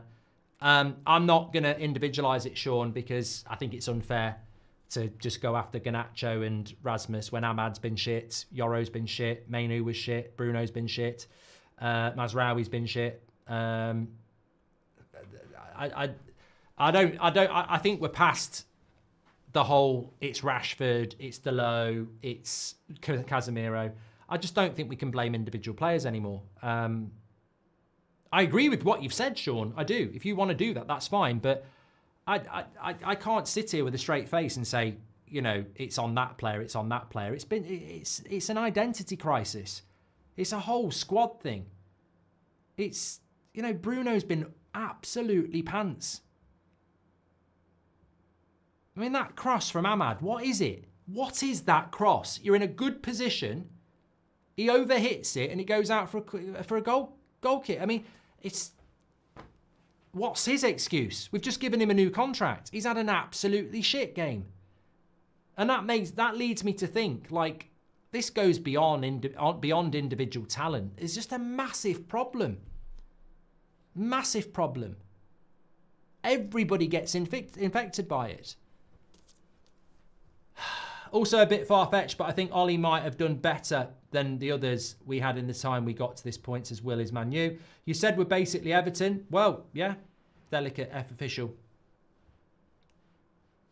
Here's Garnacho. Good cut back. Oh, go on, hit it, Ahmad. Oh, he's blocked it. Surely a handball. Nobody appealed. It won't be. As lazy as Rashford is, he offers more than Anthony. No, come on, Thomas. Let's not be stupid. That sort of stupid comment is why we fail. We can't go... Rashford being moved out is correct. He's had how many years? Casemiro being got rid of is correct. He'd be doing the same shit that everyone else is doing. The answer is not sat on the bench or anywhere else. This is an identity problem at Man United. We can't go back to players that have already done this. We don't have solutions in the squad. The solutions are to bring new players in that actually suit the system. We can't keep going round like, look, Anthony's come on. People got excited. He's shit. He ain't good enough. Well, what are we going to do? Bring Eriksen on and he plays a few good passes. Oh, he's the answer. Like, we don't have the answers. We don't have the answers. Hope's a dangerous thing with this team. It's exhausting now, says Hirath. Genuinely, there's a lot could get us relegated, says Kevin. Rot starts at the top. Same thing is happening with Cardiff in the Championship. Bad ownership at the top undermines the entire team, says Shotgun. I hope Jim holds his nerve with Amorim because Dan was a 10 out of 10 for him and he sacked him after a few months as Red Devil Germany.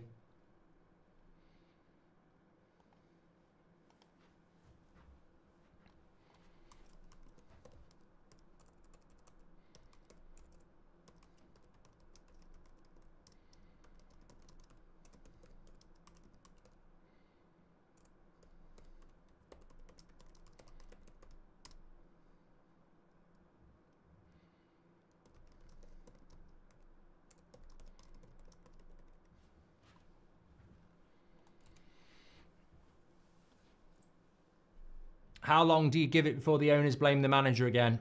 Says Ryan. We can't go back from here. This is a new low. Look, I'm genuinely you know, what you're saying in the chat is genuinely starting to worry me because I'm genuinely starting to worry about the manager.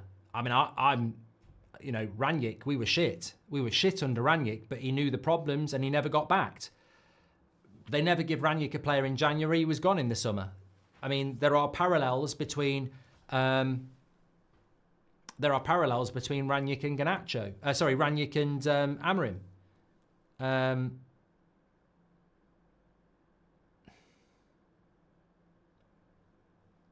The mentality on the pitch is horrible, says Corpus. Players waving their hands around every pass like brats. Our club needs a heart transplant, prima donnas.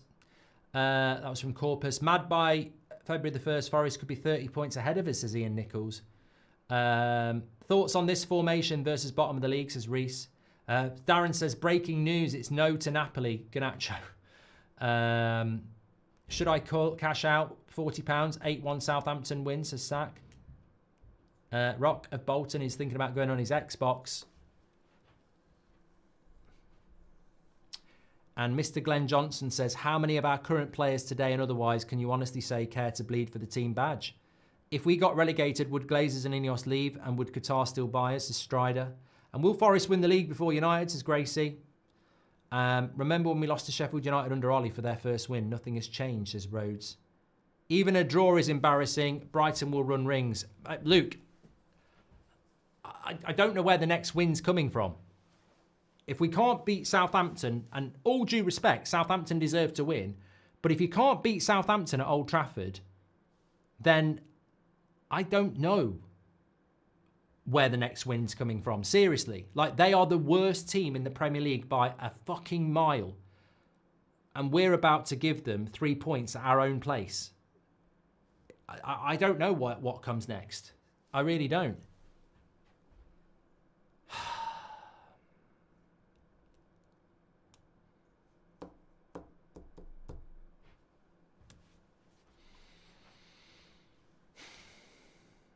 Taking Agate off makes me question Amorim. I don't understand that, Ollie.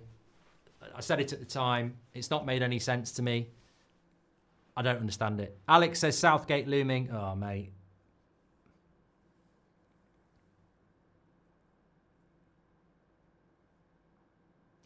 Mate, I mean, we've spoken about it before.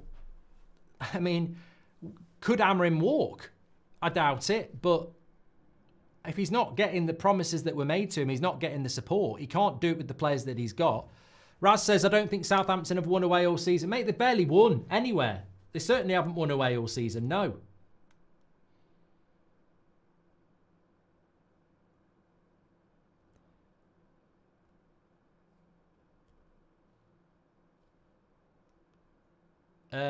Will says, can't blame the manager again, but I think some of the managers, I can't read that. Championship watch-alongs. There's too many chats coming in here.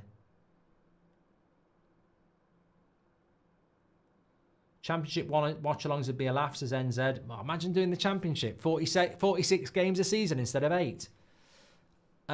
Sorry, Will said, can't blame the manager again, but I think some of the managers we sacked over the years would have done better with this current squad, says Will. Yeah, but that doesn't make any sense, Will.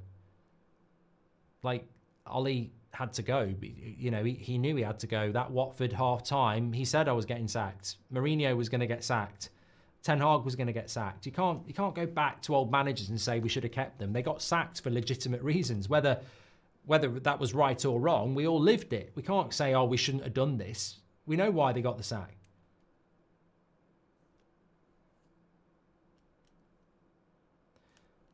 Robert McCormack says, this is why we need more homegrown. They get it. Mainu was subbed off at half-time, mate. He's homegrown. Rashford's not played for a month because he wants to leave and has been shit for ages. He's homegrown. Any more homegrown players you want to give?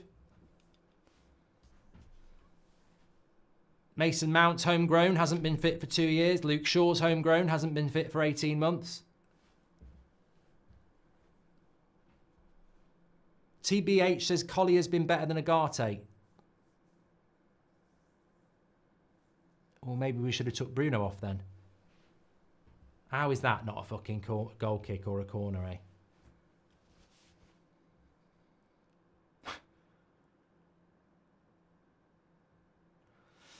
Fully understand why Eric Ten Hag only was focusing on winning cups. The team is too inconsistent, says Flex. Last Survivor says, can you give me any hope for this club since this is starting to make me drive inside the next tree I see, says Last Survivor. No, mate, I genuinely don't know. I don't know what to say. Southampton are deservedly beating us at Old Trafford, and they are categorically the shittest team in the Premier League. So what do you want me to say? I can't give you any positives. There are no excuses. And unfortunately, I think every game for the rest of the season, you're just going to have to hope that we don't see this inconsistency. Come on, Bruno. Ramsdale saves it. Where's it? Get in on the fucking line, somebody. Fucking hell. Sean says, surely we're going to score at least once. And Kieran says, never forget who's to blame. Glazer's out. They win all the time, secretly bleeding the club. Let's stand up to it. Good save by Ramsdale. That was from Kieran. Fucking hell.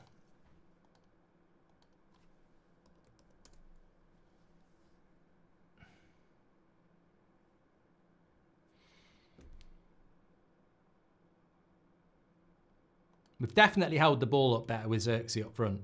100%. Ericsson and Maguire. Put Harry up front. He's got to put him up front. He's got to put him up front.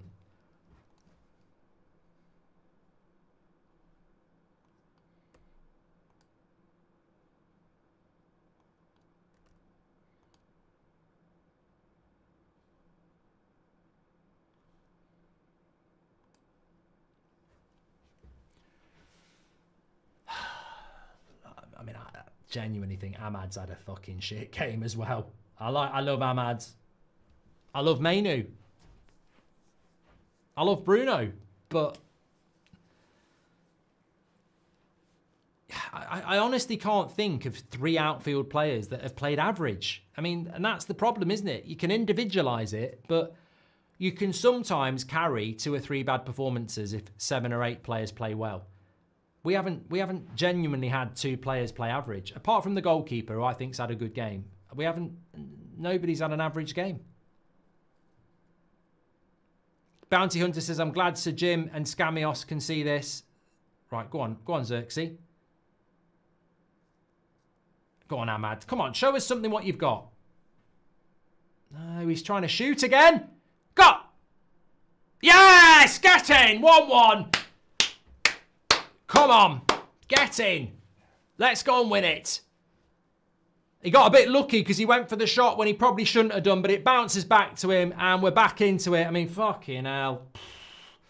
I'll take that. I will take that. There'll be people going embarrassing. There'll be people saying it's embarrassing. There'll be people saying it's embarrassing. I will say, up yours. It's better to draw to Southampton than face the horrible reality of losing to the worst team in the Premier League at home.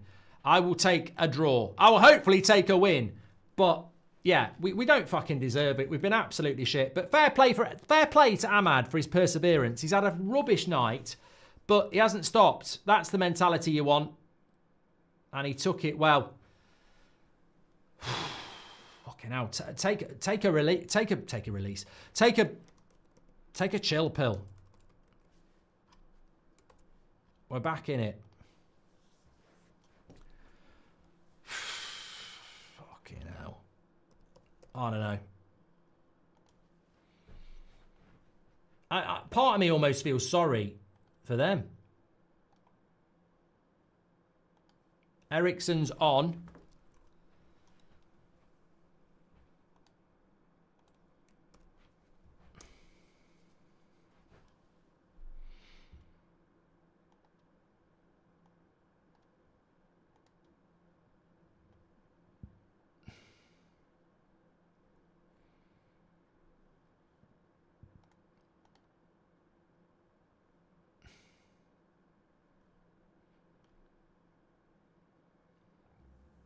Who came on there?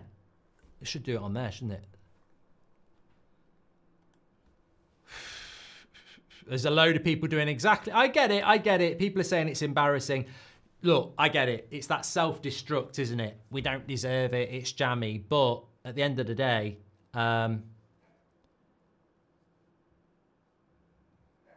trust me, it's better to draw than to lose this game. You're just being, biting your nose off to spite your face. Ahmad, get the ball to Ahmad now. Into Bruno. Come on, back post for Xerxes. He should have crossed that first time. See, that's the thing. He took too long to put that cross in. It needs to go in first time. Taking a touch before you put the cross in. Too slow.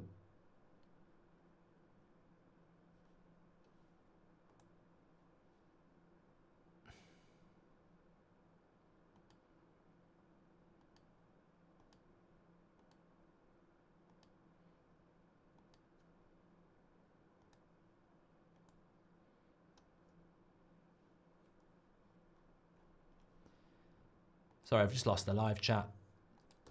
Good cross into the box. No one there. Spot on says Xerxes changed the game. It's been better with Xerxes. I wouldn't say he's changed the game, mate. I mean, Ahmad's changed the game with his perseverance, but we've certainly held the ball up a little bit better. I still think Southampton deserve to have won it. I don't think we've been at any point convincing in this match at all. I don't think we can sit here hand on heart and say substitutions have changed the game and we've suddenly got hold of it. We haven't. I don't think Collier for Agate did lot. Collier's done all right. Xerxes certainly been better than Rasmus. Anthony. I don't think we've changed the game much at all. I really don't. I think Southampton will come away from this really disappointed that they didn't win it, especially based on the first half.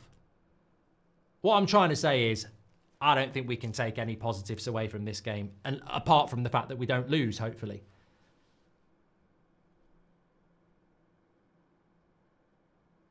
I can't comprehend the minds of these players. Yes, Glazers have to go along with Ineos, but how do you go from Liverpool and Arsenal to this, says Josh?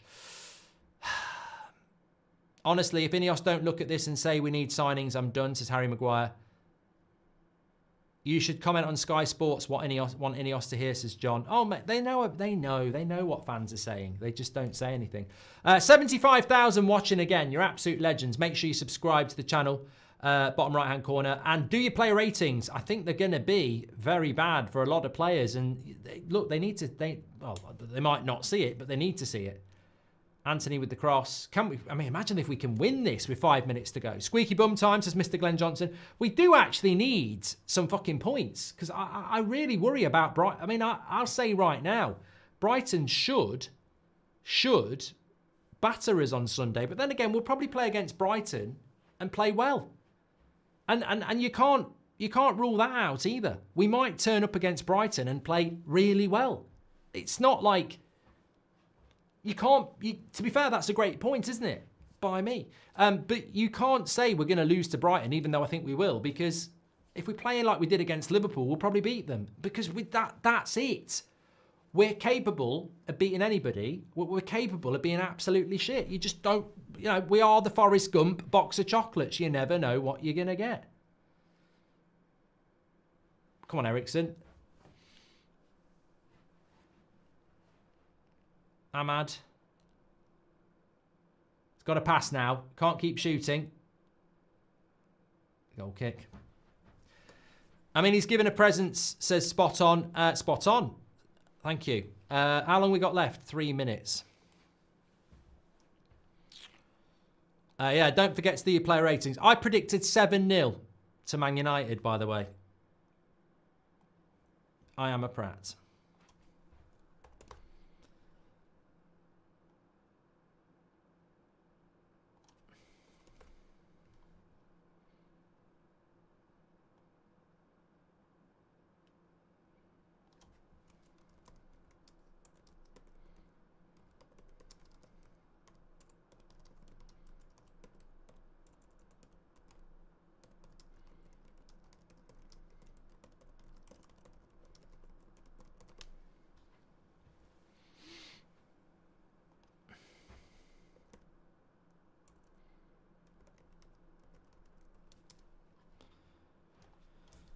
Okay.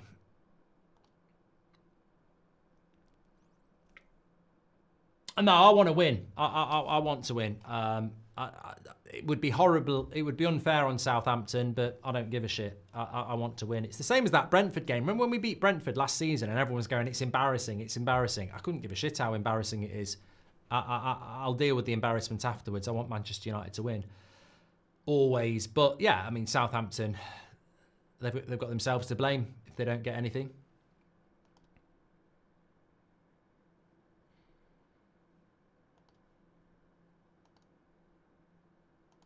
Just need that chance. Who would you say is man of the match? Well, you can vote for that. Links in the description. Mark every player out of 10, 6 being the average. I won't be giving out many 6s, let alone 7s. I still think Onana's got to be a candidate for man of the match. Kept us in the game in the first half. Nearly saved their goal. Ahmad! Oh, I think we've got a new man of the match. It's 2-1 to United. Well, I tell you what, he's probably had his worst game in a Man United shirt this season, and yet he's got 2 goals for Manchester United, and he's changed the game. And that's what it's all about, isn't it? If at first you don't succeed, try again. And he is there to win the game for Manchester United. And I tell you what, people will say we don't deserve it. Up yours, up yours. It's about winning games of football. And we have been absolute shite. There's no doubt about it. The Southampton manager can't believe it. There is a tiny little slither of me that feels a bit bad for them. But you know what? We needed the win. And look, watching this back again, I think this is actually a good goal. Ahmad cuts inside. Get the ball to Ahmad. Little dink by Ericsson. And there it is. Yeah, I mean, that's quality. You know what? From Ericsson, though, what pisses me off is that Ericsson, there's never been a problem with Ericsson apart from he's too old and he hasn't got any legs, and Andy Carroll cut his career a little bit short. But one thing Ericsson does do is he plays the ball quickly. If that had gone into somebody else, like Mainu or Bruno, they'd have took a touch. And what Ericsson does is he plays it first time. And then Southampton aren't set. And Ahmad's made the run. And we don't do that enough. We don't play the ball or the cross first time. And that kills it. So you've got to give Eriksen huge credit there. You have to. He's basic. Ahmad's the winner. But it's that quick pass by Eriksen that nobody ever bloody makes. I was saying it about Casemiro. He's crap. But he does play. He does whip a cross in quickly.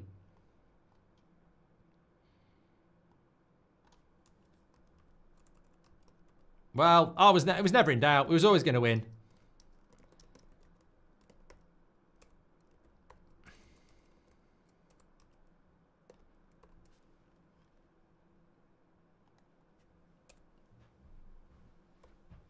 Well, they've got a corner here.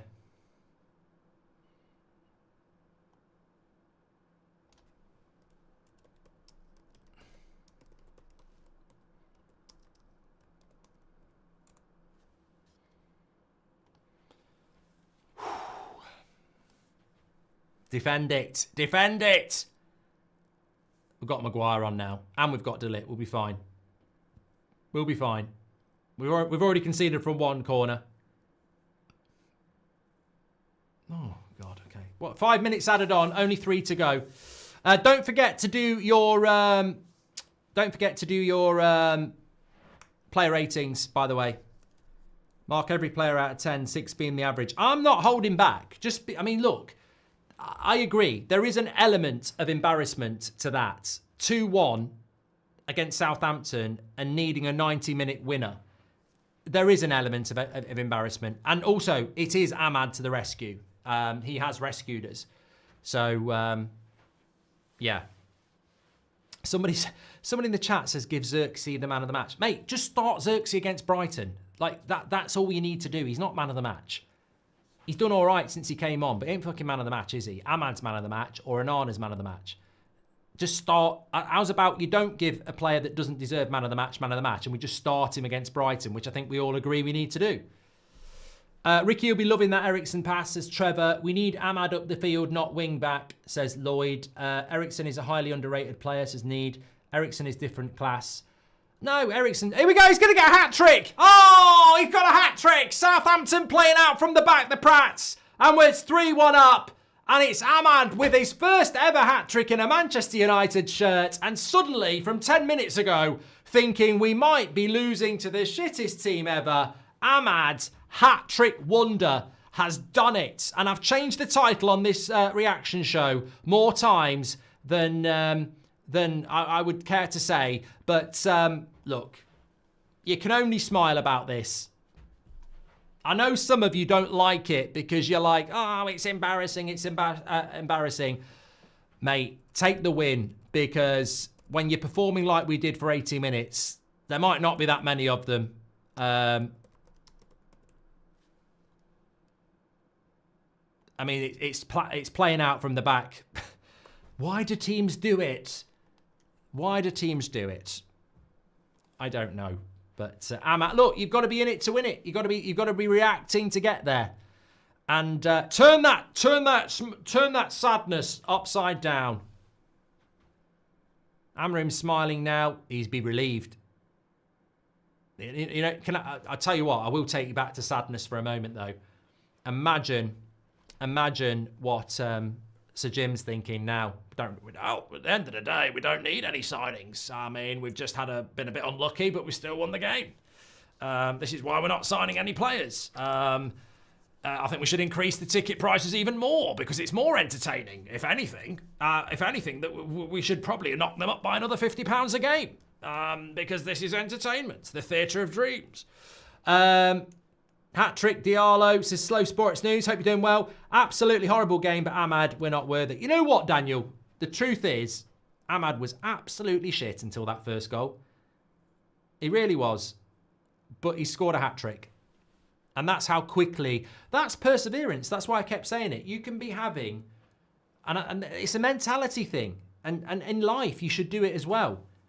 You can be having an absolute stinker of a day or a football match or whatever, and one thing can turn it around and it can become a great day or a great game.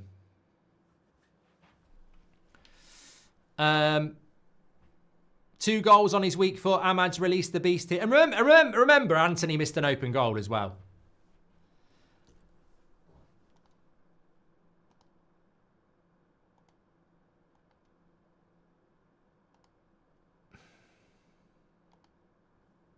Best result, win and message to Ineos. We need players now, says Riley, the Man United doodle. This is why he's a right wing back, not a 10. The extra man in the press, the space to dribble at defenders. This is why I support Man United. Red Devil, says Wesley. Final whistle's gone. Look, it's entertaining. I mean, you've certainly been through the ringer, emotion-wise. That is. Get the league table back up now, because we've gone from 15th to 12th. We're winning the bloody league. We're going to win the league. Look, yeah. I didn't think we'd be finishing this game with the most important thing being a win. But look at the second half. 23 shots. I don't care about that. We had 10 at half time, and I don't know where they came from. But 9 shots on target. We'd had 1 shot on target at half time. So we've had 8 shots on target in the second half. Possession's gone up slightly, but yeah, look. They probably could have killed us in the first half. We were the better team in the second half. We've put our chances away. They didn't. We've took 3 points, which we should be doing against the worst team in the Premier League, of course. But I also agree, there's a lot of people happy like me in the chat. There's also a lot of people saying there's big problems at this football club and it's papering the cracks. Don't disagree on either. Don't forget to do your player ratings. I think this is going to be the most interesting thing about the match reaction show. The player ratings is going to be very interesting. I think there's going to be some very low scores. I think there's going to be some interesting high scores as well. A game of 2 halves. I think a team of... I mean, look, also, Amorim, Agate off, we still win the game. I don't understand why he did that, but we did win the game. I'll see you on the match reaction in a minute. Thanks for watching. Make sure you subscribe, smash a like. Don't forget Manscaped. Links in the description. 20% off. Free worldwide shipping with the code TUS20. Trim the grass to make the yard look bigger. Hat trick hero, Ahmad. I'll see you over on the match reaction for the player ratings in a couple of minutes.